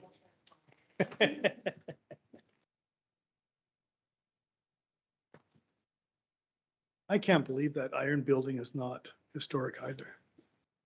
Especially when the registered plan is Roman numeral 1. Like, that must be the first one. There we are. Okay. This is very delayed. Thank you to council, to administration for giving us this opportunity. We were going to be here last year, but of course, COVID changed the world. So here we are today. Thank you very much for awarding Wild Rose Assessment the contract last year. For 2 years now, I guess. We do appreciate that. What we're going to do today is simply an assessment 101, quick overview of how the assessment is prepared in Lacombe. Same scenario could be put into Ponoka, same framework. My name is Rod Bixie. I'm an accredited municipal assessor in Alberta. This is scary. I started in 1985. Getting close, not quite there. This is Ken Waters. He is an AACI, so he's an accredited appraiser in Canada. Ken has worked in Central Alberta for 25 years, has done numerous lots of work for the city as well as for community, neighboring communities and businesses within Lacombe. Wild Rose Assessment was incorporated in 1995. That happened when Premier Klein and Dr. West terminated assessors, when they privatized the assessment field, and then we all went private. We have a client base of approximately 40 municipalities, all basically central Alberta. The furthest would be Kananaskis. Tough one to do. We're going to do the presentation. If you wouldn't mind holding off on questions till the end, because sometimes the questions get answered during the presentation, and hold on to them and then we'll answer away. Okay. First page, please. Property assessment. Property assessment. Property assessments are used to distribute the municipal taxes in a fair and equitable manner. You as council and administration set a budget. We as Wild Rose come in, prepare the assessments, give the assessments to you, then you establish a mill rate or a tax rate. The MGA, Municipal Government Act, defines market value is the amount that a property as defined might be realized to expected if it is sold in the open market to a willing buyer and willing seller. Not every sale is a market sale. Deaths, divorces, one that we don't see much anymore is I work for Esso and I buy a house for 450 and they guarantee me 450 minimum when I leave. Market has dropped to 350. That sale still goes through at 450, but it by no means is a market value sale. You would not use that one. Market value is very fluid. Everyone values a property. It's a personal thing, how you value it, and everyone has a different value for a property. An example, house is listed for 350. We have 4 offers at 310,000. One comes in at 348, it sells. So 80% of the offers are at 310, but yet it sells for 348. So what is market value? 310 or the 348? Defined in legislation, it's 348. That's what it sold for. The other 4 people can't be totally wrong. Now, keep that scenario in your brain and I'll answer how assessment takes care of that situation. Mass appraisal is assessed under MRAT. And MRAT is there we are, MRAT. MRAT is matters relating to assessment and taxation. Assessment is heavily controlled by legislation. Those are our 2 largest pieces of legislation that we deal with. And mass appraisal is the cornerstone of how assessment is done. And it is defined as the process of preparing assessments for a group of properties using standard methods, common data, and allowing for statistical testing. This allows the assessor to accurately value large groups of properties. Not every property sells every year. Property sales are analyzed to achieve market value, and mass appraisal is applied to achieve equity. So what that means is, if I go into a subdivision, and in that subdivision I have 100 properties and I have 10 sales. I have 10 sales, we analyze those 10 sales, and we realize that from the previous assessment to the current assessment, it jumped 2%. We then apply that 2% to the 100 properties, not just the sold ones. If we did just the sold ones, my parents who owned a house for 60 years before they sold would have had an assessment that was so far below market value. So we analyze the data we have and we apply it in mass right across. I will even go a little further. So now we go ahead and we do that in a subdivision, but then in that subdivision, we also go ahead and we break it by house types, by duplexes, fourplexes, houses, starter homes, entry homes, all sorts of different classes. And each location, we also break down all of those different scenarios. So it takes a lot of paper. What is assessed? And the next page, please. Property. Property is assessed. We assess land, improvements. Improvements are anything on, under, or over, or attached to the land. I guess under would be underground tanks and gas stations. Most things are on. It's pretty straightforward. We also assess land and improvements, and that refers to a 1-number assessment. Some assessments show a land value and an improvement or a building value and then a total. Some just show 1 number. I like 1 number because if I ask anyone here what their house is worth, they're not going to tell me what my land is this, my house is this, and my total is this. They're going to say it's worth that much money. We assess structures, anything attached to the structure, and that is something that is transferred without special mention. Decks. You're not going to tear the deck out, it's going to go with the house. Manufactured homes, mobile homes, and machinery and equipment. Machinery and equipment is easiest defined as if you think of a lumber mill and A tree goes in and out comes a 2x4. Everything from the going in to coming out, all that machinery is defined as machinery and equipment. It's changed the product from one end to the other, and that's all assessed. Residential properties are obviously assessed.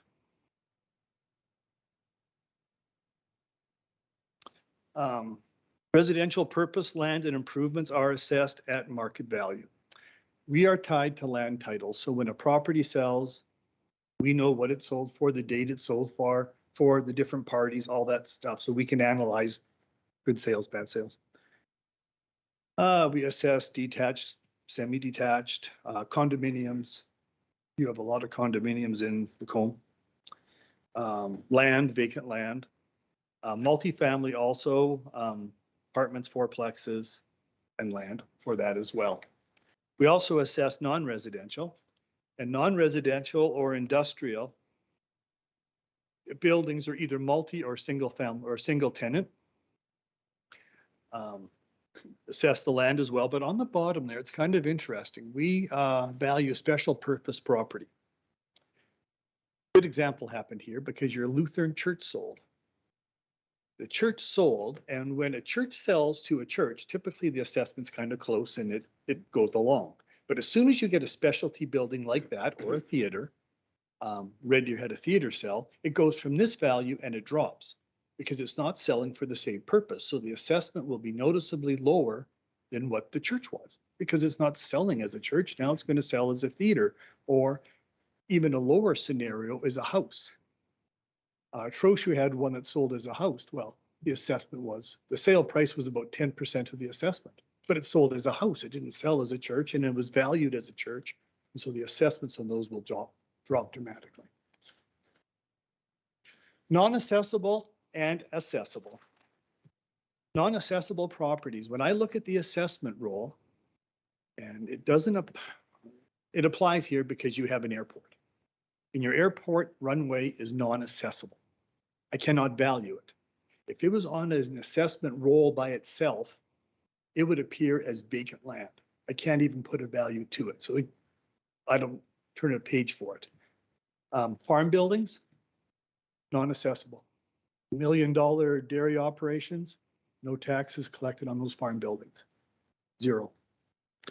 Airport improvements, roads, runways, water treatment plants, lift stations, all those are non-assessable. Assessable properties are the vast majority. All your residential, all your commercial, the special purpose ones we just discussed, those are all assessable properties. Now the next page shows properties that are exempt from taxation under the Municipal Government Act. So on this page, when you see schools, hospitals, nursing homes, municipal properties, churches, cemeteries, those are in the Municipal Government Act, and they say you assess them, you value them, but you don't tax them. The other ones, the community organization, food banks, nonprofit, they have to apply under something called COPTR, which is Community Organization Property Tax Exemption Regulation. I had to write that one down. And they apply for an exemption from taxes. I still assess them, but they get an exempt status. And often they're like the Lord's Food Bank or thrift stores that really deal with the people that are less fortunate, and they're not taxed on their building.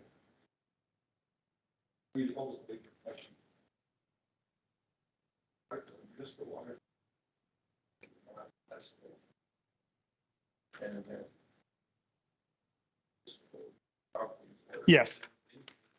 So I think what they're defining there, you're right, that's very specific when they say water treatment plants and that. But when they're referring to municipal buildings, it's this one. It's your town utility, it's your town shop. Those are what they're referring to there. That's all right. Assessment standards.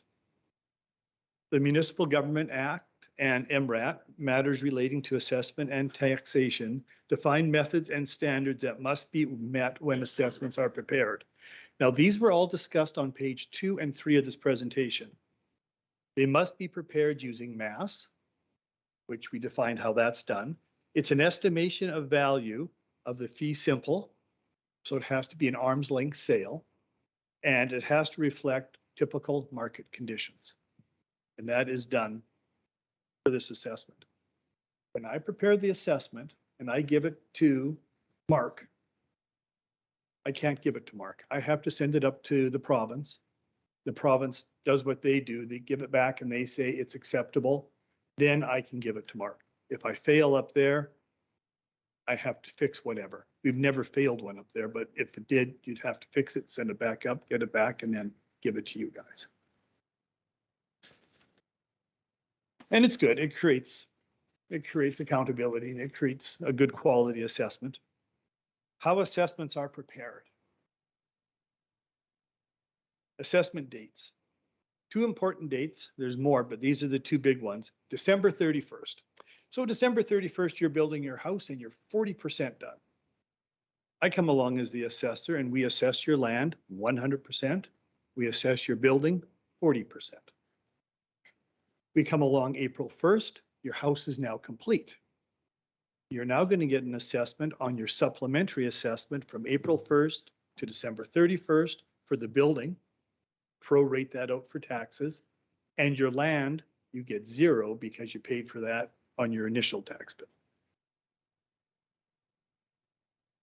House burns down January 20th. It was there December 31st.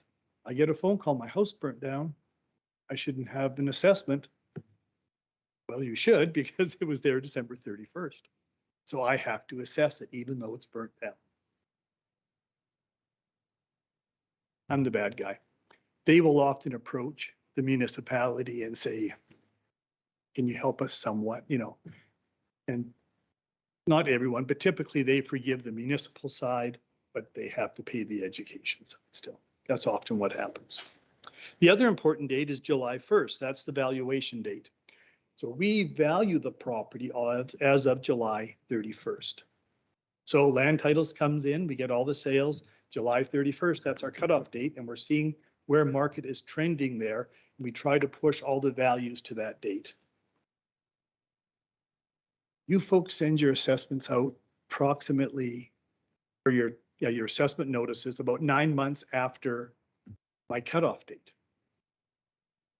So when the market does this or it does this, they get the notice, they look at it today and they think today, they don't think July 1st of last year. That takes a bit of an education when you talk to them. When the market has dropped from when we gave it to them, we get a lot of phone calls. When the market goes up after and they think, oh, this is low, we don't get many phone calls. So it all depends what happens on the market. So we like it when things are doing this because we're not quite so busy that way. And you're quick. Kananaskis is 13 months before they send it out the last legislative day they can send it out. And it's a real volatile market in Kananaskis. Assessment complaints. There's 3 forms of assessment complaints. The first is LARB, Local Assessment Review Board. That's your residential properties. Second one is CARB, Composite Assessment Review Board, your commercial. They're a little more stickier to do. And the last one you'll never see here is Land and Property Rights Tribunal, and they deal with DIP and equalization. DIP are designated industrial properties. They're assessed by the province. When you drive out in the country and you see all the compressors and separators and dehighs and all that lovely stuff, that's DIP. Joffrey, DIP, definitely. Any big industry is DIP. You don't want to do it. Very expensive to defend. We do the county of Stettler, and a company out there that does oil field appealed this because they were buying all of their separators and all that kind of stuff on 20 cents on the dollar, and they wanted to be assessed on that value. DIP DIP legislates that a separator is $28,000. That's it. If you buy it for 10,000, good for you. But so they wanted to change all legislation. They lost the appeal. And I don't know how many lawyers were stacked up on each side for that, but it took years to get that hearing done. There are 2 primary approaches to value. Market modified cost and income. The first one is basically the sales comparison and the cost approach. Defining factors create which value approach will dictate how we proceed. We go to the next one on income. Ken, being the appraiser, does our income, not lots of it. He does our income. So he will carry forth with the income module. So, Mayor Creasy, Council Administration, my name is Ken Waters. Pleasure to meet all of you. I'm struck that this is my 2 minutes. The good thing with a contracting company, as I'm seeing coming into this, is I've done valuations for 25 years. You've done assessment for 30 years. We get that chance to collaborate and bring it together. So I know with non-residential properties, income approach is a real popular topic, always is. Basically, in valuation, there are intangible things about a property that dictate how it's going to sell.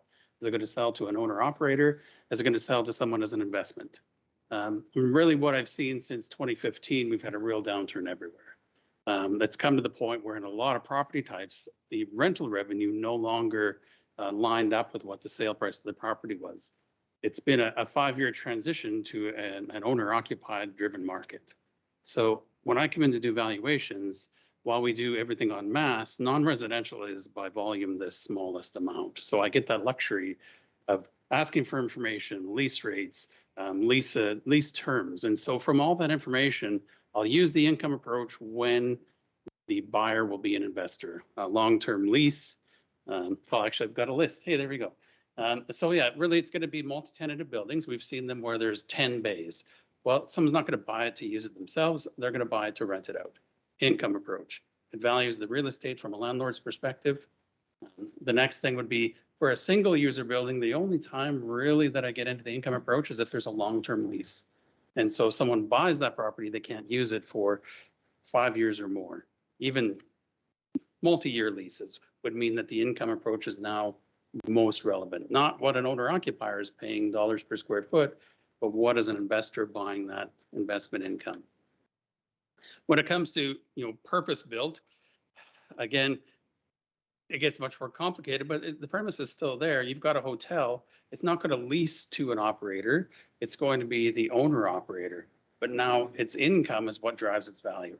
If a hotel fails, its value will be less. If a hotel business is robust, the value will be higher. So the income approach can take a different angle when you've got something that's built with no other real purpose other than a viable business. And again, that'll be hotels. They're a great one because it's a whole nother topic. They've had a tough couple of years with hotels. We've seen assessments decline year over year. And this year, finally, hopefully will be the year where their occupancies start to come back and the values come back up. It's yet to be seen.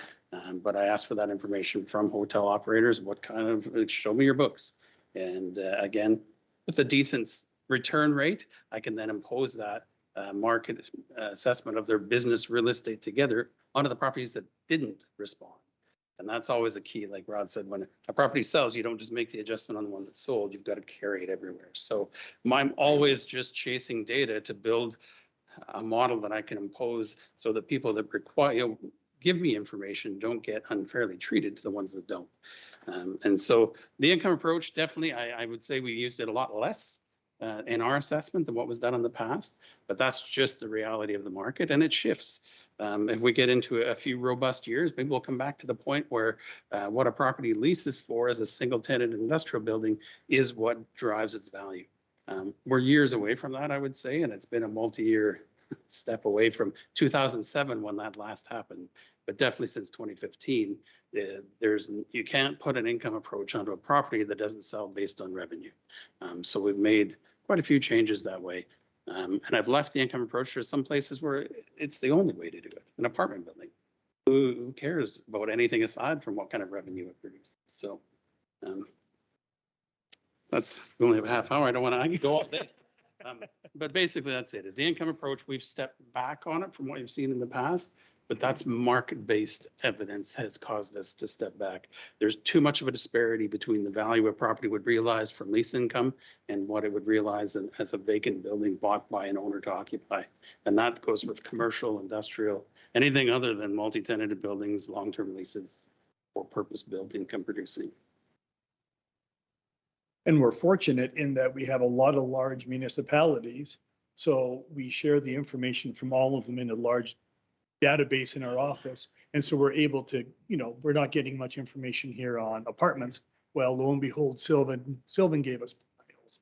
So we can share information across to substantiate where the assessments are going. So that is the income approach. And then the next one is the cost approach, or the modified cost. So on this, improvements are valued and placed into groups based on comparability. And it's based on age, construction type, and location. So I'll start with location. And I'll just take some examples. Is it pronounced Crana Lake or Crana Lake? Crana? Okay, Crana Lake, English Estates, Wolf Bay, Mackenzie Ranch, Mobile Home Park. They're four very distinct different areas. Each of these areas are unique, and properties in Iron Wolf will transact differently than Crana Lake. Crana Lake has bigger lots. Iron Wolf have small lots. Small lot, I cannot put my semi-custom, custom house on them because they won't fit. And so they're two distinct areas, and we have to analyze them separately. We cannot analyze them in one pool. It doesn't work. So we have to get location correct. Next is construction type. As I said before, we break down mobile homes, duplexes, fourplexes, starter homes, custom homes, all these types of things. So we have the ability in our system to break each class down separately by location, and then the building type. So we can analyze them separately. And then, of course, the last is the age. I can go into a subdivision where I have a footprint of a house that is identical to the one next door. Everything is the same, square footage, basement finish, land size, desirability, they're all the same, except one's 20 years older. So they won't sell the same. So on the age, the depreciation comes into play. And then that brings it into line to where the market value should be. Now, these values are adjusted based on what properties similar to each group are selling for. Again, it goes back to land type. So if I'm analyzing semi-custom homes in Crana Lake, and I see they've dropped 3%, I find that the average starter home jumped 2%, up 2%. So you'll get shifts within your assessment. No, Crana Lake should be higher, right? The next page is a very important page as well. This is called the assessment to sales ratio. Pretty straightforward. If I have an assessment of $100,000, it sells for $95,000, I have a 95% ratio. So this little example gives us 9 sales. And on this sale, the middle average, or the middle is the median, and that's what the province wants. Our overall average has to be between 95 to 105%. It's at 98, so I would pass the audit based on these limited number of sales. This is really a micro. Again, this is broken down by duplexes and fourplexes, all that again, and by area. So this is pages and pages and reams of paper we get when we do this study. The next page. So the average assessment change. Stating the average assessment increase or decrease by a certain percentage is true. The average assessment for residential in Lacombe jumped, I'm just going to make a number up, 1%. However, when we go ahead and we do all of this little analysis and we look at all the different areas and all the different classes, some are dropping 3, some are jumping 2, they're all over the place. So when a statement comes out that it says the average is 1% increase, and someone comes and says, mine jumped 3%, I bought it last year, it's a brand new house, how could mine go up 3% when the average is 1%? Well, 1% is right on the average, but your specific class in your area jumped 3%. So your assessment is right, but they perceive it as being incorrect because they hear 1% average. So the following pages now are an overview of property assessments in the municipality. And I just did a couple. There's 13 residential areas. So this is your residential condominium area. This, when we first took over the contract here, this is a new subdivision or new class. This didn't exist before. This is the last page of it. And if you notice on there where it says the median assessment is 97.8, when you go to the left of it, it tells you that I am using sales data from July 1st, 2018 to June 30th, 2021. Legislation says we need a 3-year window. That's the 3-year window. 53 sales in that time frame transacted in the condominiums with a median assessment of 97.8.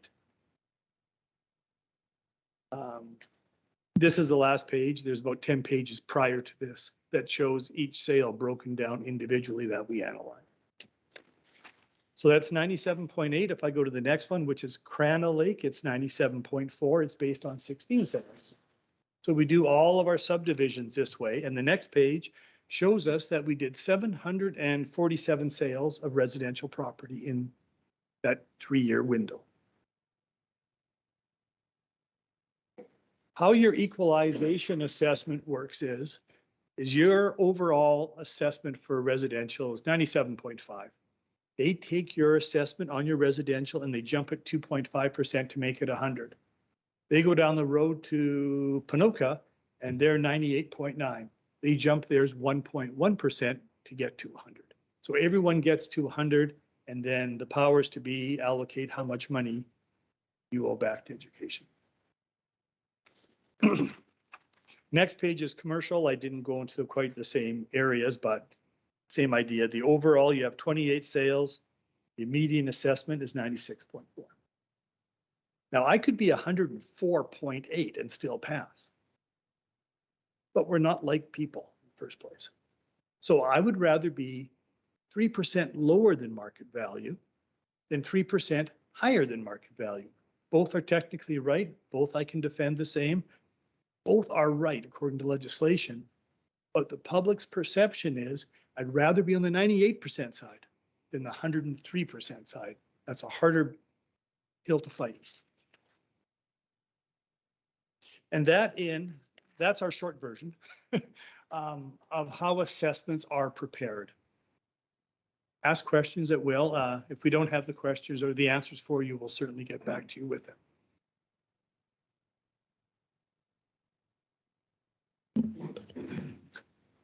Councillor Ross. Thank you, Mayor Creasy. I guess this is all great information, but is this public information that, and I don't know, maybe Councillor Connick being a realtor going to answer this already, is this public information until we could, we always want people to move to our community and demand of purchasing homes listed or building new homes, but to break it, and know is that, to me, it's good information to have to, you know, to sell our community as economic development, right? We have certainly, if you wanted us to do a presentation in a more public forum, I wouldn't have an issue with that. Where I think an issue might come is what if I have the condominiums at 97.4 and I have Crana Lake is at 97.4 and the condominiums are 97.8. 0.4 off, somebody might say, well, why couldn't you reduce mine 0.4 to make them all the same? You might get nitpicking stuff like that. But I have no problem having a public forum with this at all. If I can continue, I guess what I'm looking at is compared us to other communities. For example, you could have the whole geographic area of Red Deer and vary so much between different areas, just like even within our own city. Yes. I mean, it's just, you know, and as me being, if I was to purchase a home, I would want to know if I ever want to sell it, what's the better resale area value of, you know, do I go in this area better than this area? Because if I ever want to sell, what's the likelihood of getting your return on your investment, right? And I guess that's just information of trying to, you know, why, I guess that's all market value on that area, I suppose, of, because like you say, Elizabeth Park, Henner's was going to be different than maybe of the comparable value of a house just because of the area of a different area of the city, so. Yeah, there are certainly areas that are more desirable than others. Who is the realtor? Sorry. You know, there's just more desirable areas to get to. There's more, you know, properties sell easier. There's tough areas that are not as desirable where sales won't be as easy to make. From your question, I would, if I was to purchase a home, I would be talking to a realtor and saying those questions. But they could certainly ask me if they wanted to. I'm just saying you're a source of information. Yeah. And I guess I'm just asking, when I'm more blank, can we take your reports and utilize it with marketing our city and making it available to realtors? Because those are your numbers based on your assessments. Yeah. And that's what you're going to assess somebody who purchases or builds a home. So can we use that information is a public information that the city or administration or economic development or what we can provide to realtors, developers? That's all I'm asking. Yes, yes, you can. Quick answer. If this was full of people, I would have done the same presentation. I wouldn't have changed a thing on this one. That's a good thing because this is public meeting and it's streamed. No, but And if they were- it's streamed for all eternity. Hi, everyone.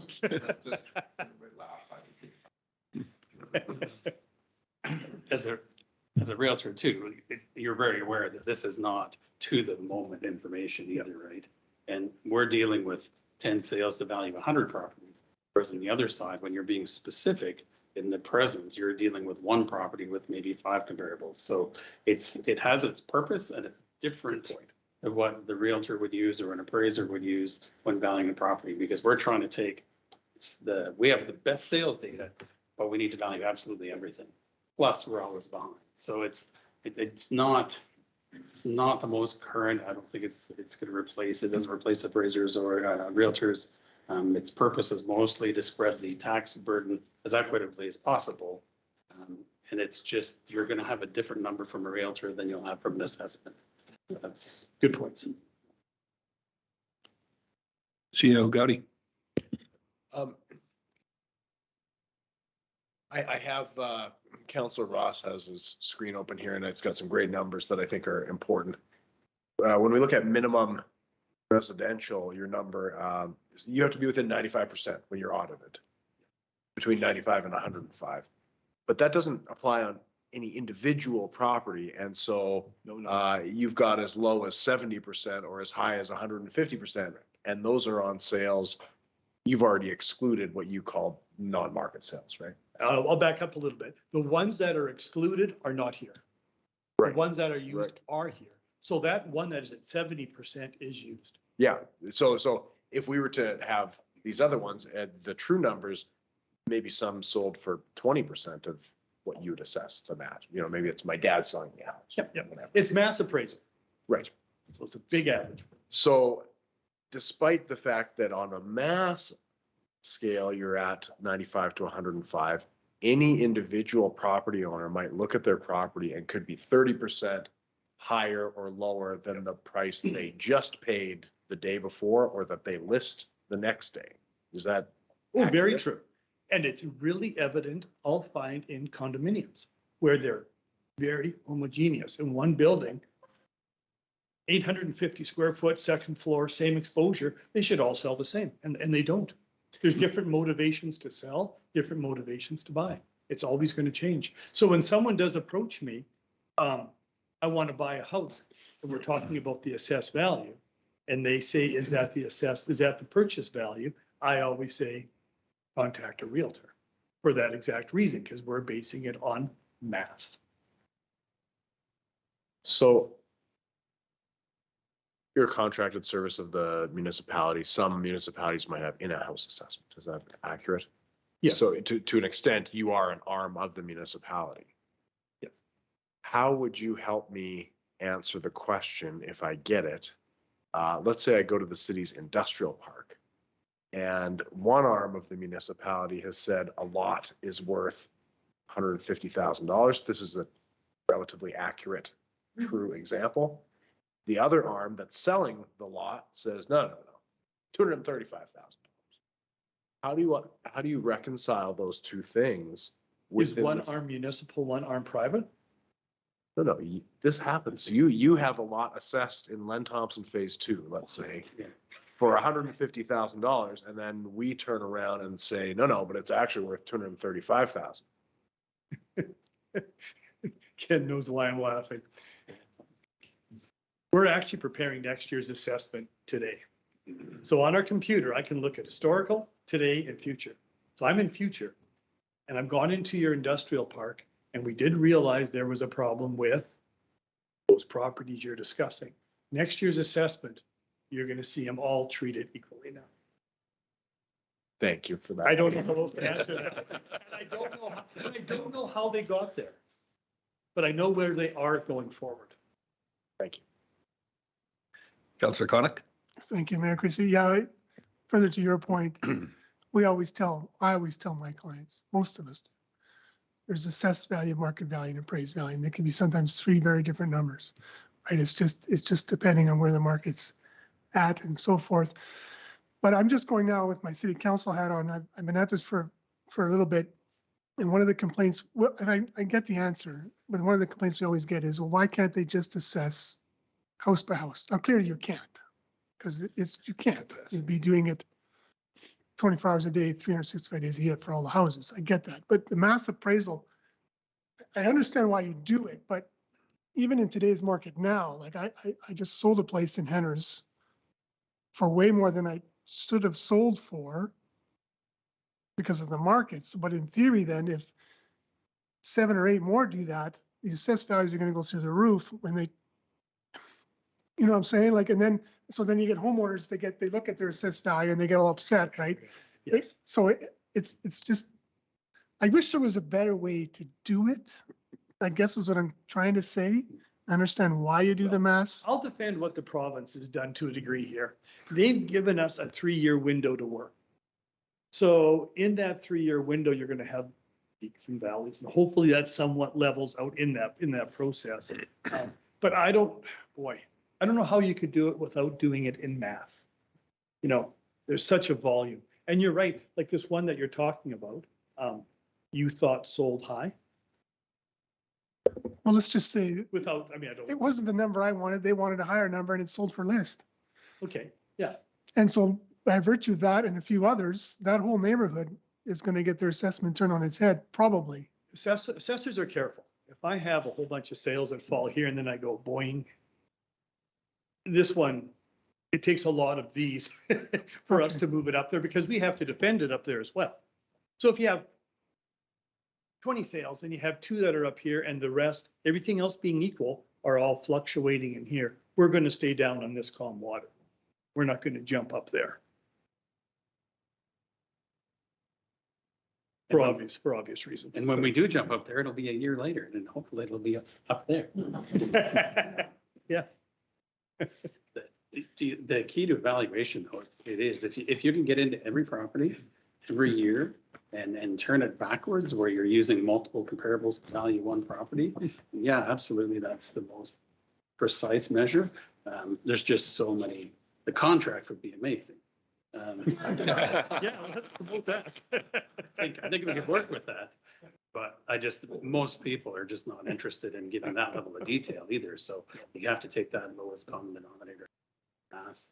Doesn't hit market value right on the line all the time. And currently that's a step back and it's done in a more broad fashion, but that's the best way to spread the taxes where someone can have some sense of reasonableness when they see that assessment. So I know where you're going. Then in an upwards market or a down market, you have the same problem. There could be a real divergence. And the other issue that comes out, Mr. Smith sells their house and it's sold considerably higher than where we're assessed at. Well, we look into it. Well, basement was done, no permit. Kitchen's redone, no permit. Bathrooms, you know, so they've done so much work on the inside that is never seen. It flips and then the next owner gets that tax increase because we have to assess what's in that property. So that person purchased that property, expect to pay taxes here. We come along, we realize what they've done to the house. We increase the assessment. They're budgeting here, but now it goes there. And it's all because the information wasn't put down the pipeline for us. And it happens everywhere. I won't say I've done it. but who hasn't done something in their house, Councillor Conick. Just a quick follow. I'm glad to know though that you do a 3-year, so that makes me feel a little better that you look over a 3-year time period. Do you know, is that what you're basically saying, right? It's not a year over year. You look at the 3 years and then. Yes, it's really important on the income for sure, especially on the hotels. Imagine that bobbing around. But you're right, we do a 3-year window, but we still have to try to get it to July 1st of the previous year. Right, our valuation still has to go up to July 1st.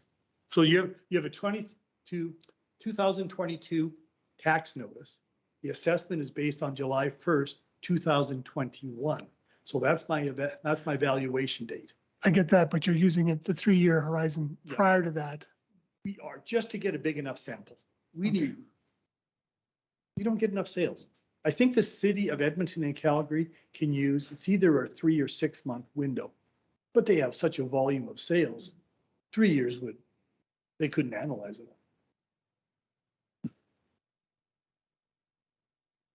Any other questions? We certainly do appreciate you coming to present. Hopefully we're a little better prepared to answer some of the questions that seem to come from the public at certain times of the year. Feel free to call us whenever. I'm going to leave our business cards here. And if the public out there want to call us, certainly do. I'd rather have a phone call in June of someone who's going to build a house and wants an estimate than have them talk to me in December when they built the house and they can't afford the taxes. And that happens. So a question for you folks. This is a new presentation I made up this year. Was it self-explanatory enough, or did I make too many assumptions when I did it? Was it okay? Good, because it's kind of a dry topic. It's not really exciting.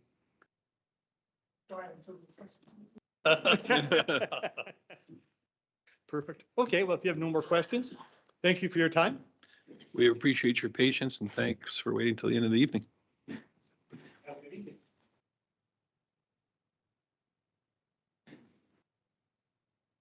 So council, with all the jumping about here, have we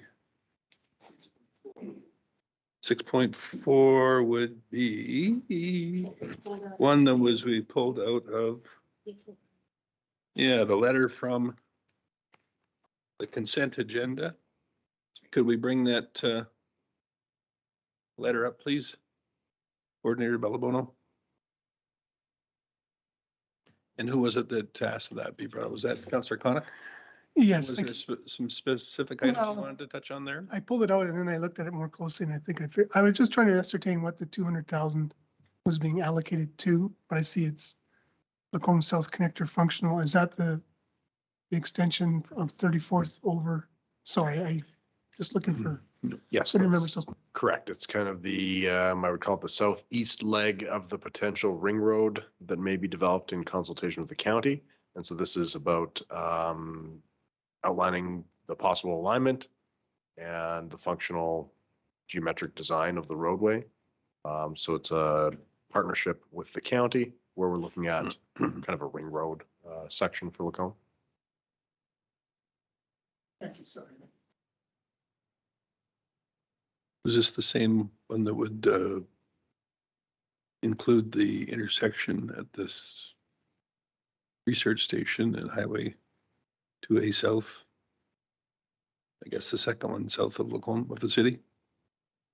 So we do have a preliminary alignment that was outlined in the 2013 Transportation Master Plan and the Intermunicipal Development Plan of 2017.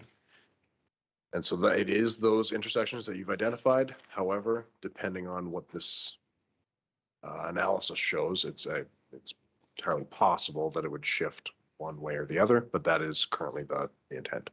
Thank you. Any other questions on that item from the consent agenda? Councillor Conick. I guess we have to, just a motion to accept it as information. Thank you. All those in favor? That's unanimous. Thanks, everyone. So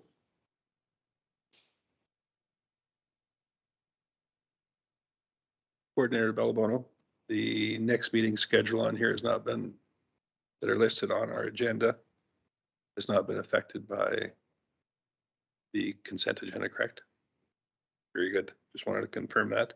So our next meetings are a regular council meeting on April 25th here in Chambers at 5:30 PM, followed by a council committee of the whole meeting on May 3rd at 5:30 PM here. Then back to the regular council meeting, same time and place on May 9th. So you can add those to your schedule and then make adjustments for the other ones from that were eliminated from the schedule as per your consent agenda. I expect that Coordinator Bellabona will be having a email sent out to everyone to adjust those calendars. Yes, Mayor Creasy, I was just going to say that I'll remove them from the calendar, so you'll get a cancellation notice. Thank you, appreciate that. And I don't believe there are any other items other than the in-camera, is there? Okay. We have a motion for the consideration of the in-camera items then, please. Councillor Gullickson. Thank you, Mayor Creasy. I'll move that we move into in camera. Very good. It is